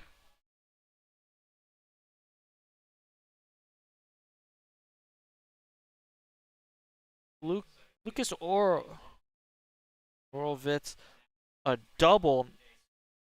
He had a single in the 4th, an RBI walk in the 5th, and now a double in the 6th inning. Now, that's a good day out of the broadcast booth. If you missed it earlier, Orlovitz, he's one of the broadcasters. He should be in the booth right next to me, but not in exhibition games like tonight is. He's on the field. He's producing. Pitch is going to be inside for ball number 1. I was talking about the Saltcats jerseys, talking with their broadcasters pre-game. They have like 5 different jerseys. Tonight looks like it's either a turquoise or teal mixed with some pink trimmings, as that pitch is going to be fouled out of play. I gotta say, usually I'm not the biggest fan of colors like loud colors on jerseys, like you got the pink and the turquoise slash teal. I don't I don't think turquoise and teal are the same color necessarily. Pitch low for ball number 2. Count now 2-2. Runner's going to stay on second. But I think these jerseys actually go together. I think you got the pink sleeves, the pink belt, the pink piping down the pants, and then the pink hat mixed with the base color of the jersey. I think it actually works out well for the Salt Cats. Would it be the colors I'd expect when you hear Syracuse Salt Cats? Obviously, these aren't their everyday jerseys. Pitch outside, count now full, 3-2. As I'm getting an update, wow, the Pacers, if you're a basketball fan, up 22 in Game 6 of the NBA Finals. That might be forcing a Game 7 against the Thunder on the hardwood. But back here on the baseball field, we also have almost equally as large of a lead as Syracuse leads Auburn 15-1. Jack Root has come in. We had Jake Cagle earlier. Jack Root is going to have Snyder ground to third. Throw high, but Fishbein had to jump to make that play. I thought he got his foot back down, but I must have not been able to see correctly. Or Snyder actually beat that one out, I believe. That was what happened at first. Jed Stang-Tregear got a hot shot over at third. Obviously, why they call it the hot corner. Threw over to first. Fishbein jumped to make the play. I thought he got back on the bag, but I guess Snyder beat him out. His first pitch here to Danny Rogers is going to be a strike.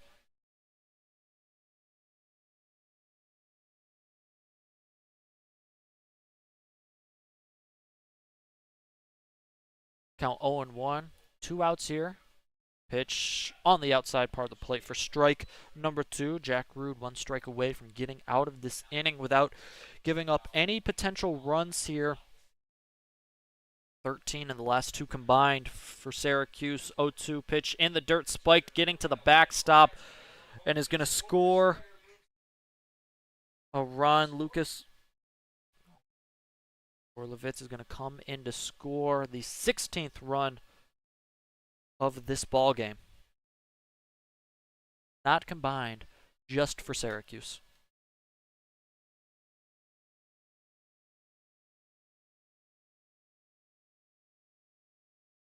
Pitch fouled straight back. If there's no netting, I'd have had a play on that ball.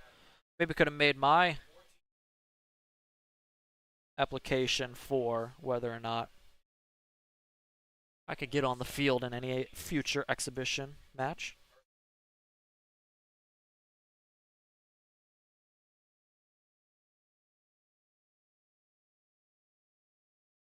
One, two here. Jack Root, runner on second. He advanced. That was Snyder on the pass ball. Pitch on the outside part of the plate for strike number 3.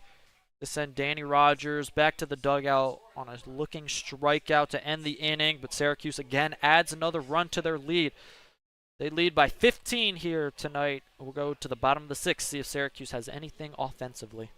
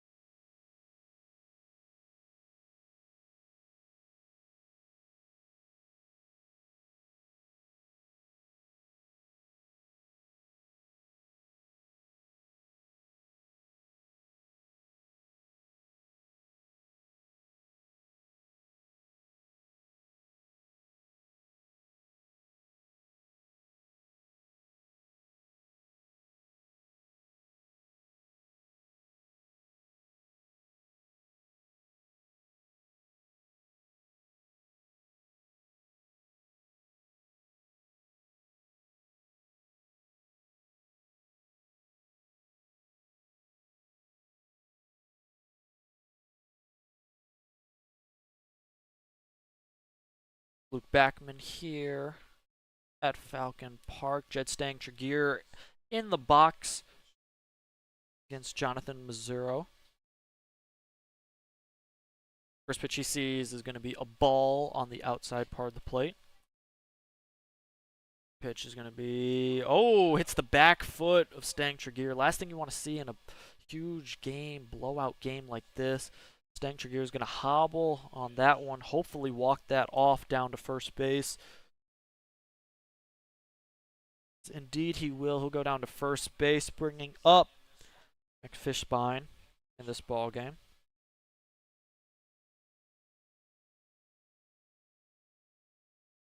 Fishbein, senior at Denson University. Data analytics major, economics minor, so clearly much smarter than me who just talks sports on a microphone. I'd like to see what that homework looks like, as first pitch is going to be upstairs for ball number 1. Hometown is, he's from Atlanta. Last year he batted .307 at Denson. Excuse me, not Denson, Denison. Using it. Another city. Pitching to be on the outside part of the plate for strike 1. Batted .307 in 45 games played. 47 hits, 12 doubles, 24 RBIs. Career, a .326 hitter. Third pitch, going to be ball number 2. In high school, played basketball, baseball, ran cross country. Something we have similar. I both played both basketball and ran cross country in high school. 3-1. Gotta say, props to any cross country runner. I ran for 2 years. Was like, nope. Did it to get in shape for basketball. Pitch gonna be fouled back. Count now 3-2, full count. Yeah, no. Running cross country, that'll get you in shape for sure. Fishbein. All region baseball and all county baseball in high school as well. 123, he was a Denison top 50 scholar athlete. 3-2 payoff pitch will be inside for ball number 4. And we'll be on with a walk here. 2 on to start the inning here for Auburn. Something we haven't seen very often. Alex Vasquez comes to the plate, having walked back in his first at-bat in the 2nd inning. Vasquez also from Denison University. First pitch he sees is going to be ball number 1. Evanston, Illinois is his hometown. Last year batted .284, 46 games. Pitch is going to actually hit him. Second hit batter in this ball game. Excuse me, not this ball game, this inning for Mazzuro. That's going to load the bases quickly, just like that. With nobody out here in this inning, as we're going to see a meeting on the mound. We're going to see whether or not Mazzuro's going to stay in this game. And no, he's not. We're going to see a pitching change, as we'll be back after this with more info on the new pitcher. Stay with us.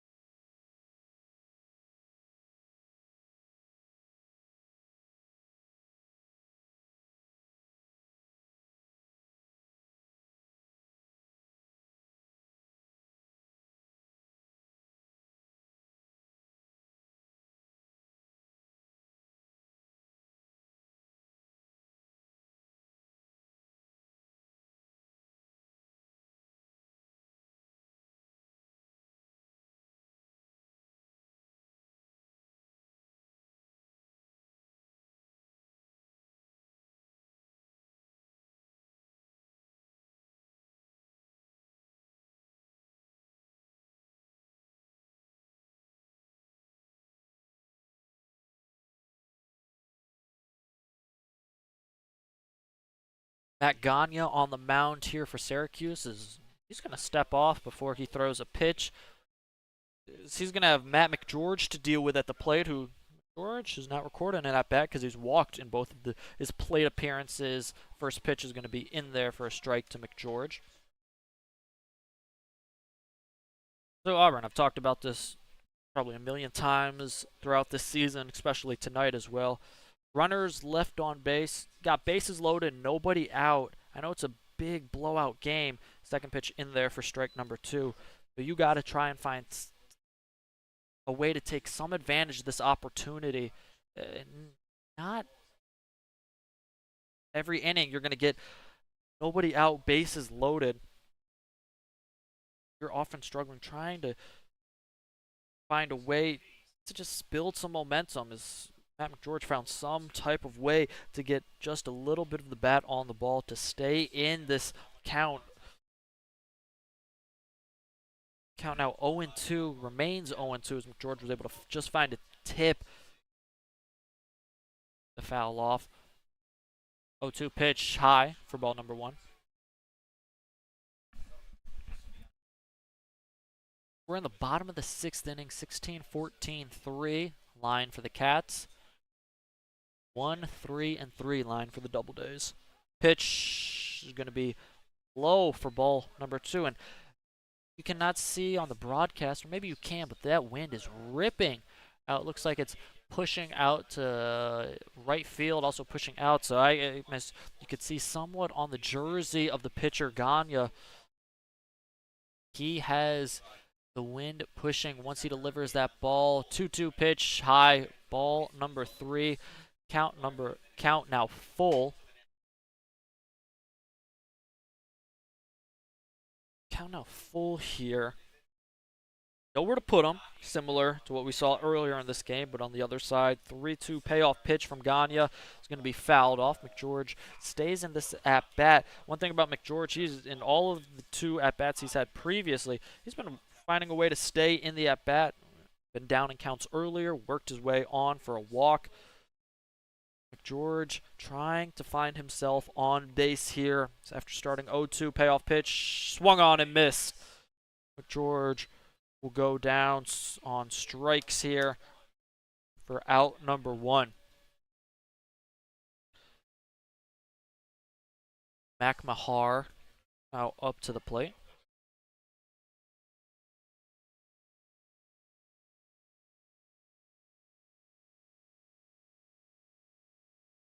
First pitch high for ball number 1.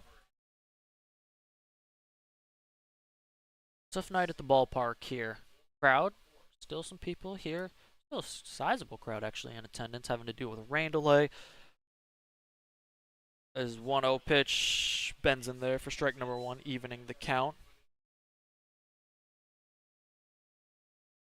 School coming to an end around here in upstate central New York. Expect to see more kids at the ballparks. I gotta say, kids are the ones that make the loudest noise. Pitch on the ground, over to short, potentially could be 2, over to first, in time.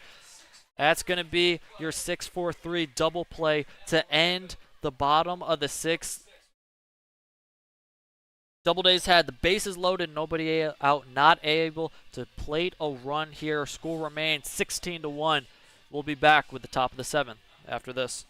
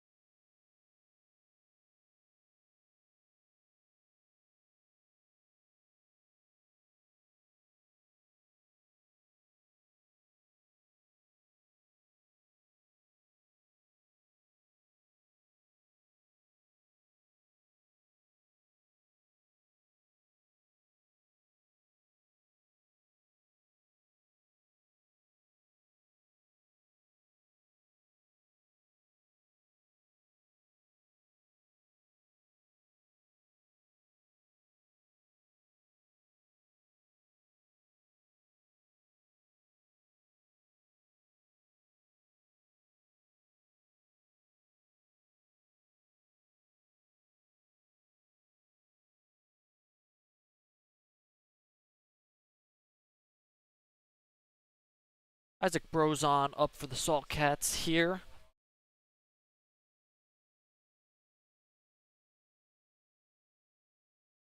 As Jake Rude is still on the mound.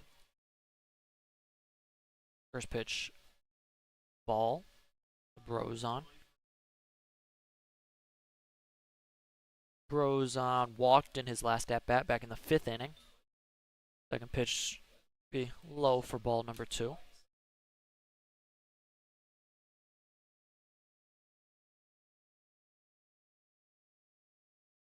Two-zero pitch here from Rude is going to be hit out in the air to center. It's going to be Austin Droge, who's made the play. Going over to his left, Droge. Then someone in center field you can count on to range both to his left and his right to make plays. Does so there, making somewhat tough play look very routine there in center field for out number 1. Rude quickly gets that first out as Giblin comes to the plate. First pitch Giblin's going to see is going to be in there for strike number 1. Looks like rain is still in the air here in Auburn. Not too hard as we saw earlier. Pitch drilled out to left field on a bounce. Hardy's going to play as that'll be single here in this.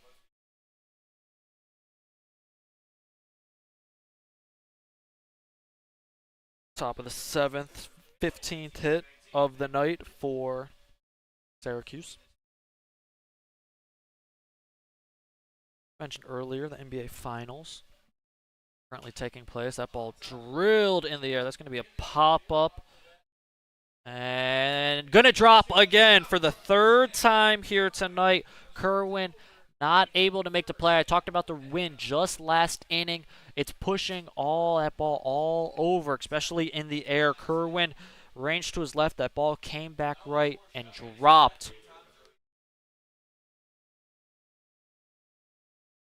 Having both Manning able to reach and Giblin going to second. Tough plays to be made. Auburn has just not been able to make them. Pitch is going to be high to Ryan Manning.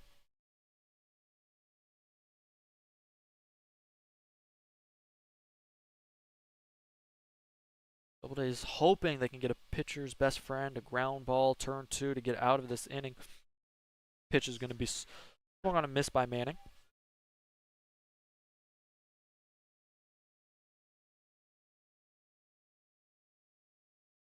I mentioned earlier the NBA Finals starting the 3rd quarter. Pacers up 22. That is something. Pitch is going to be low for ball 1. Didn't know if Tyrese Halliburton was going to play in that ball game or not. He did play 12 points, 4 for 10, but obviously his teammate picking up the slack is a New York Knicks fan. I'm going to throw a slight jab and say, surprise, surprise, not really the team picking up the slack for Halliburton. But either way, they are ahead of Oklahoma City trying to force a Game 7 in that series. That would be some sort of game. That ball driven out to left field again. Hardy's going to play it on one hop, grab it, throw home. It's going to be cut off at third, scoring a run. Because that's going to be an RBI single for Ryan Manning.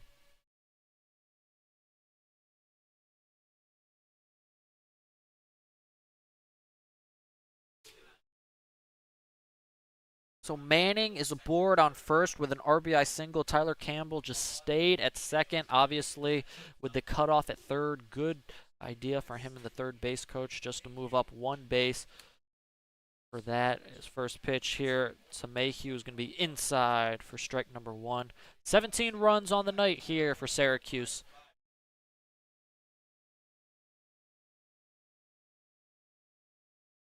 Pitch is going to be hit right back up the middle. Kerwin not able to play it, goes right under his glove as Campbell's going to stay at third base. It'll be a single that just moves everybody up one now with the bases loaded.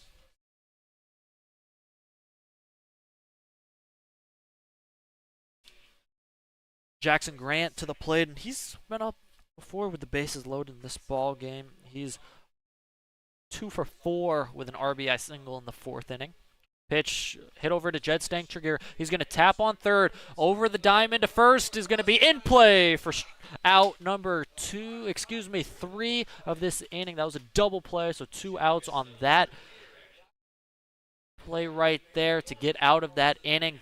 Bases loaded, able to work their way out. Auburn, huge as Syracuse was able to plate one. Auburn comes to the plate. Will be more. We'll be back with more. Stay tuned.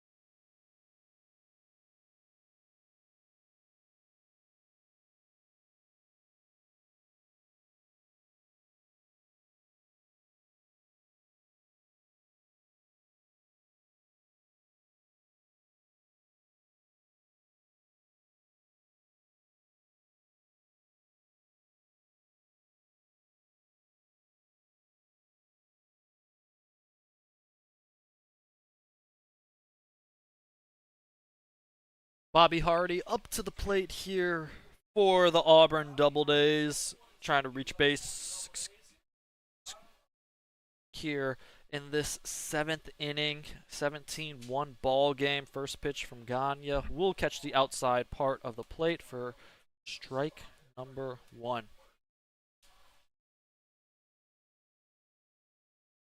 See a couple fans here and Yankee jerseys. I saw a Yankee Joey Gallo jersey. That's something you see every day. Pitch low for ball number 1. Count now 1-1. You see your regular Yankee Aaron Judge jersey in the crowd here. Joey Gallo is a Yankee fan. Interesting selection. I respect it. It shows true Yankee fan. From Texas. A lot of my friends from Texas, when Gallo was traded to the Yankees, immediately were like, oh, you guys got one. You guys are lucky. I think Texas might have won that trade. Gallo did not have the greatest career in New York. Some fans bought his jersey. Count now 3-1. Pitch in the dirt. I mean, 13. Great number. It's great jersey. A-Rod or number 13. Actually, it's kind of crazy to think about that A-Rod gave his permission for Gallo to wear 13. Because I remember with Jazz Chisholm, who now wears it, they talked to A-Rod about whether or not he could have permission. 3-1 pitch is going to be low for ball number 4. That'll be an opening walk to start this inning.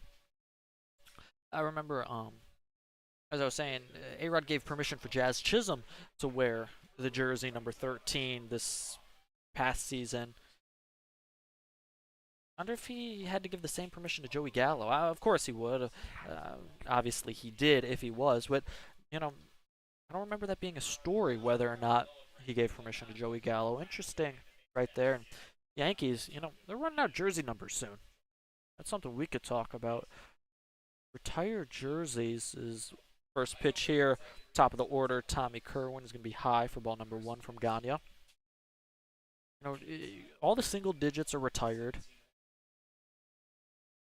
Torrey and Jeter were the last 2.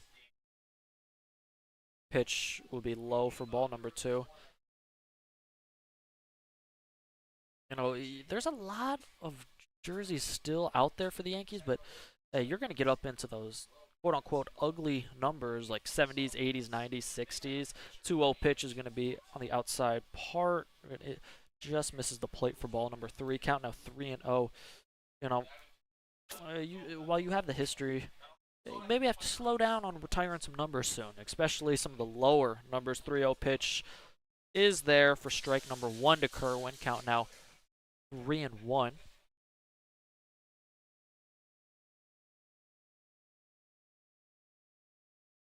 Yankees, hey, got back on the win in the win column. Excuse me, 3-1. Ripped right back up the middle, past the diving Giblin at shortstop. That'll be a single for Tommy Kerwin here in this first inning. Advancing Bobby Hardy to second. Good piece of hitting by Kerwin.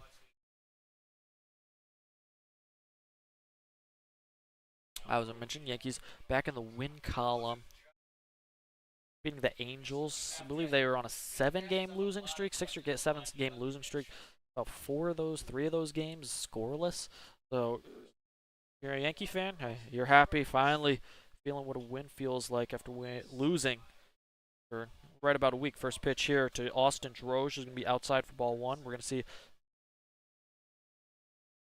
Ballgren go out and talk with Gagne about, hey, how they not even want to attack Droge right here, but just settling him down, saying, hey, we have a 16-run lead here in the bottom of the 7th. There should be no pressure on you. If they score 3 runs, you know, there is no pressure. We have built this giant lead. Just, hey, man, we're playing catch. You and me, the pitcher, the catcher. Pitch is going to be low. Count 2-0 now.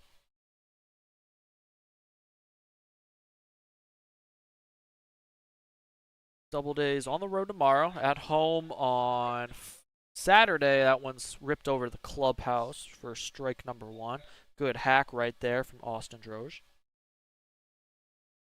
I think the weather for Friday is going to be, Saturday. Today, I keep forgetting today's Thursday. That pitch is going to be a ball. Count now 3-1.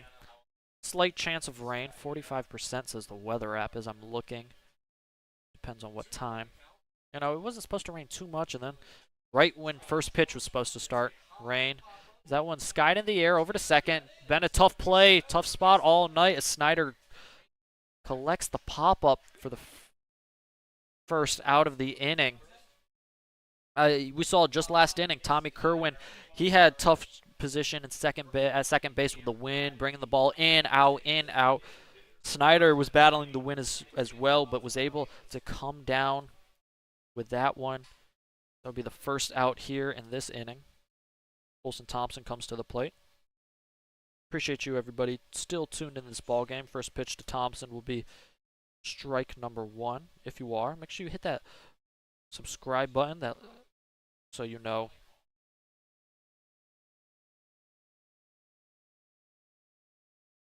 Pitch is going to be low for ball number 1. I appreciate you still staying active here in this ball game.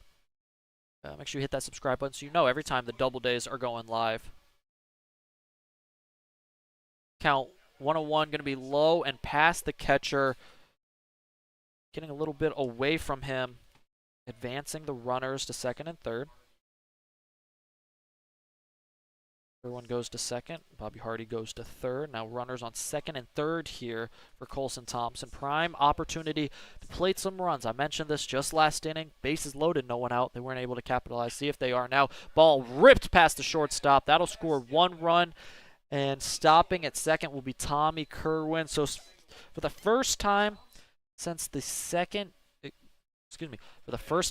first inning, the Auburn Doubledays score, plating their second run of this ball game. They now trail in this game 17-2.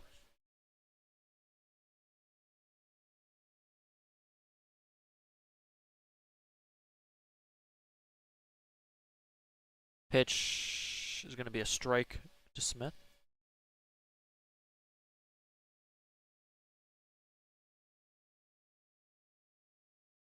Runners at the corners. Pitch is going to be right where Thompson had his last hit in the previous at-bat, right in the 6-hole, past the shortstop. It'll be a replica. That'll score another run. A runner's now on first and second, as we're going to see a pitching move as the manager for Syracuse is going to come out, collect the ball, and we'll be back with more about who's on the mound next, right after this.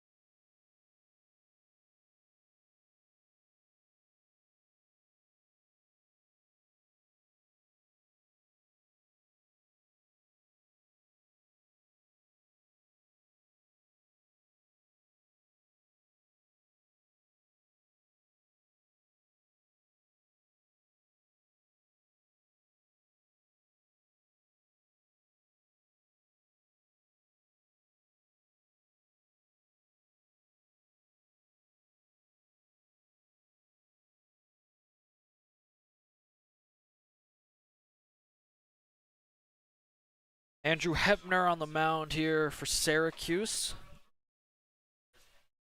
Hepner, I've been told, plays a little catcher, plays a little first base, so now he's on the mound, kind of experiencing everything in the infield at this point in a 17-3 ball game. I know some of you in the chat were talking about whether or not there's a mercy rule. We believe here in the press box that a 10-run mercy rule is in effect. So pitch is going to be outside. Count now 3-0. But now in the 7th inning, we believe it's 8 runs. Like you were saying, I believe Pucker 6. We believe that is still effect even with an exhibition game. But hey, if Auburn isn't able to score any more runs, pitch in there for a strike. We'll see, actually. We'll see whether or not these teams line up to shake hands afterwards, or we'll go on to the 8th inning. Count 3-1. That pitch is going to be low for ball number 4. Loading the bases. Jed Stang Tregear will take first base, bringing up Max Fishbein.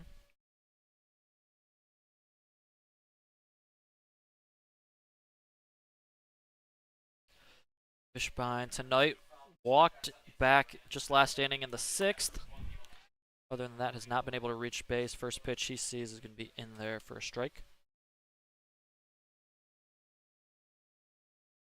17-3 is the score. Bases loaded for Auburn. Able to try and make some sort of noise here. Pitch fouled off. Count now quickly 0-2 to Fishbein.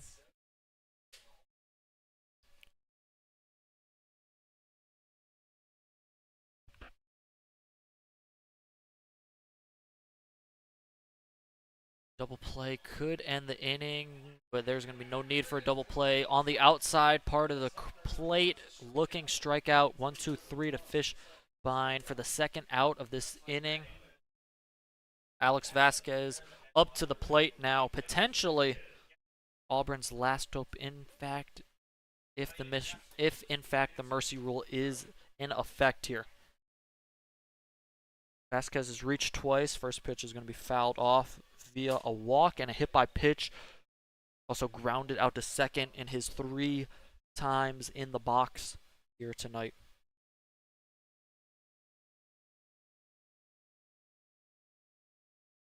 0-1 pitch in the dirt. Ball number 1. Count now 1-1.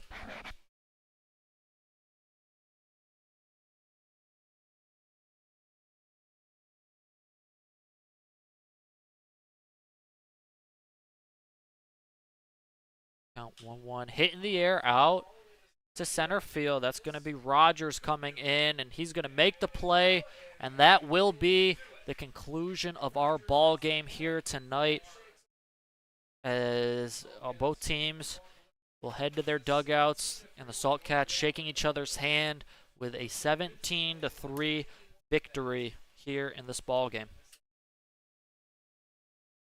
This exhibition game does not go on the record. So for the Doubledays, at the end of the day, you have to just realize, okay, let's forget about this game. We're on a 4-game win streak coming into this game.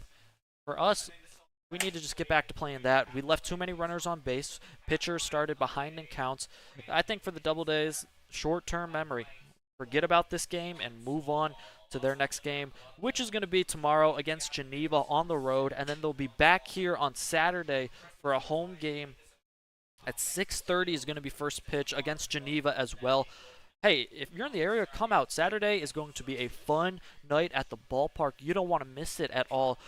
These Doubledays, this game tonight is not indicative at all. They've been playing some great baseball. Hey, just an off night. Had their chances early, didn't capitalize. Syracuse capitalized, but again, it's an exhibition game, so put it to the back of your brain and memory and forget about it. Hey, we're going to be back here. I'm going to be back here on Saturday at 6:30. Make sure you come and tune in. I appreciate everybody who listened to me here on the broadcast. As I can see, you can kind of see my reflection here as I'm about to log out for here tonight. Make sure you hit that like button, subscribe, and turn your notifications on so you know every time the Doubledays are going to be live with a home game. Or if you're in the area, come out to Falcon Park. I'll tell you, it's a great time. You want to make sure you're out here this summer. Tough one for the Doubledays. Hey, next one. Just got to forget this one and move to the next one. I've been Luke Backman. I appreciate you, everyone who stuck with me for these whole 7 innings. I'll be back on Saturday. Hope to see you there.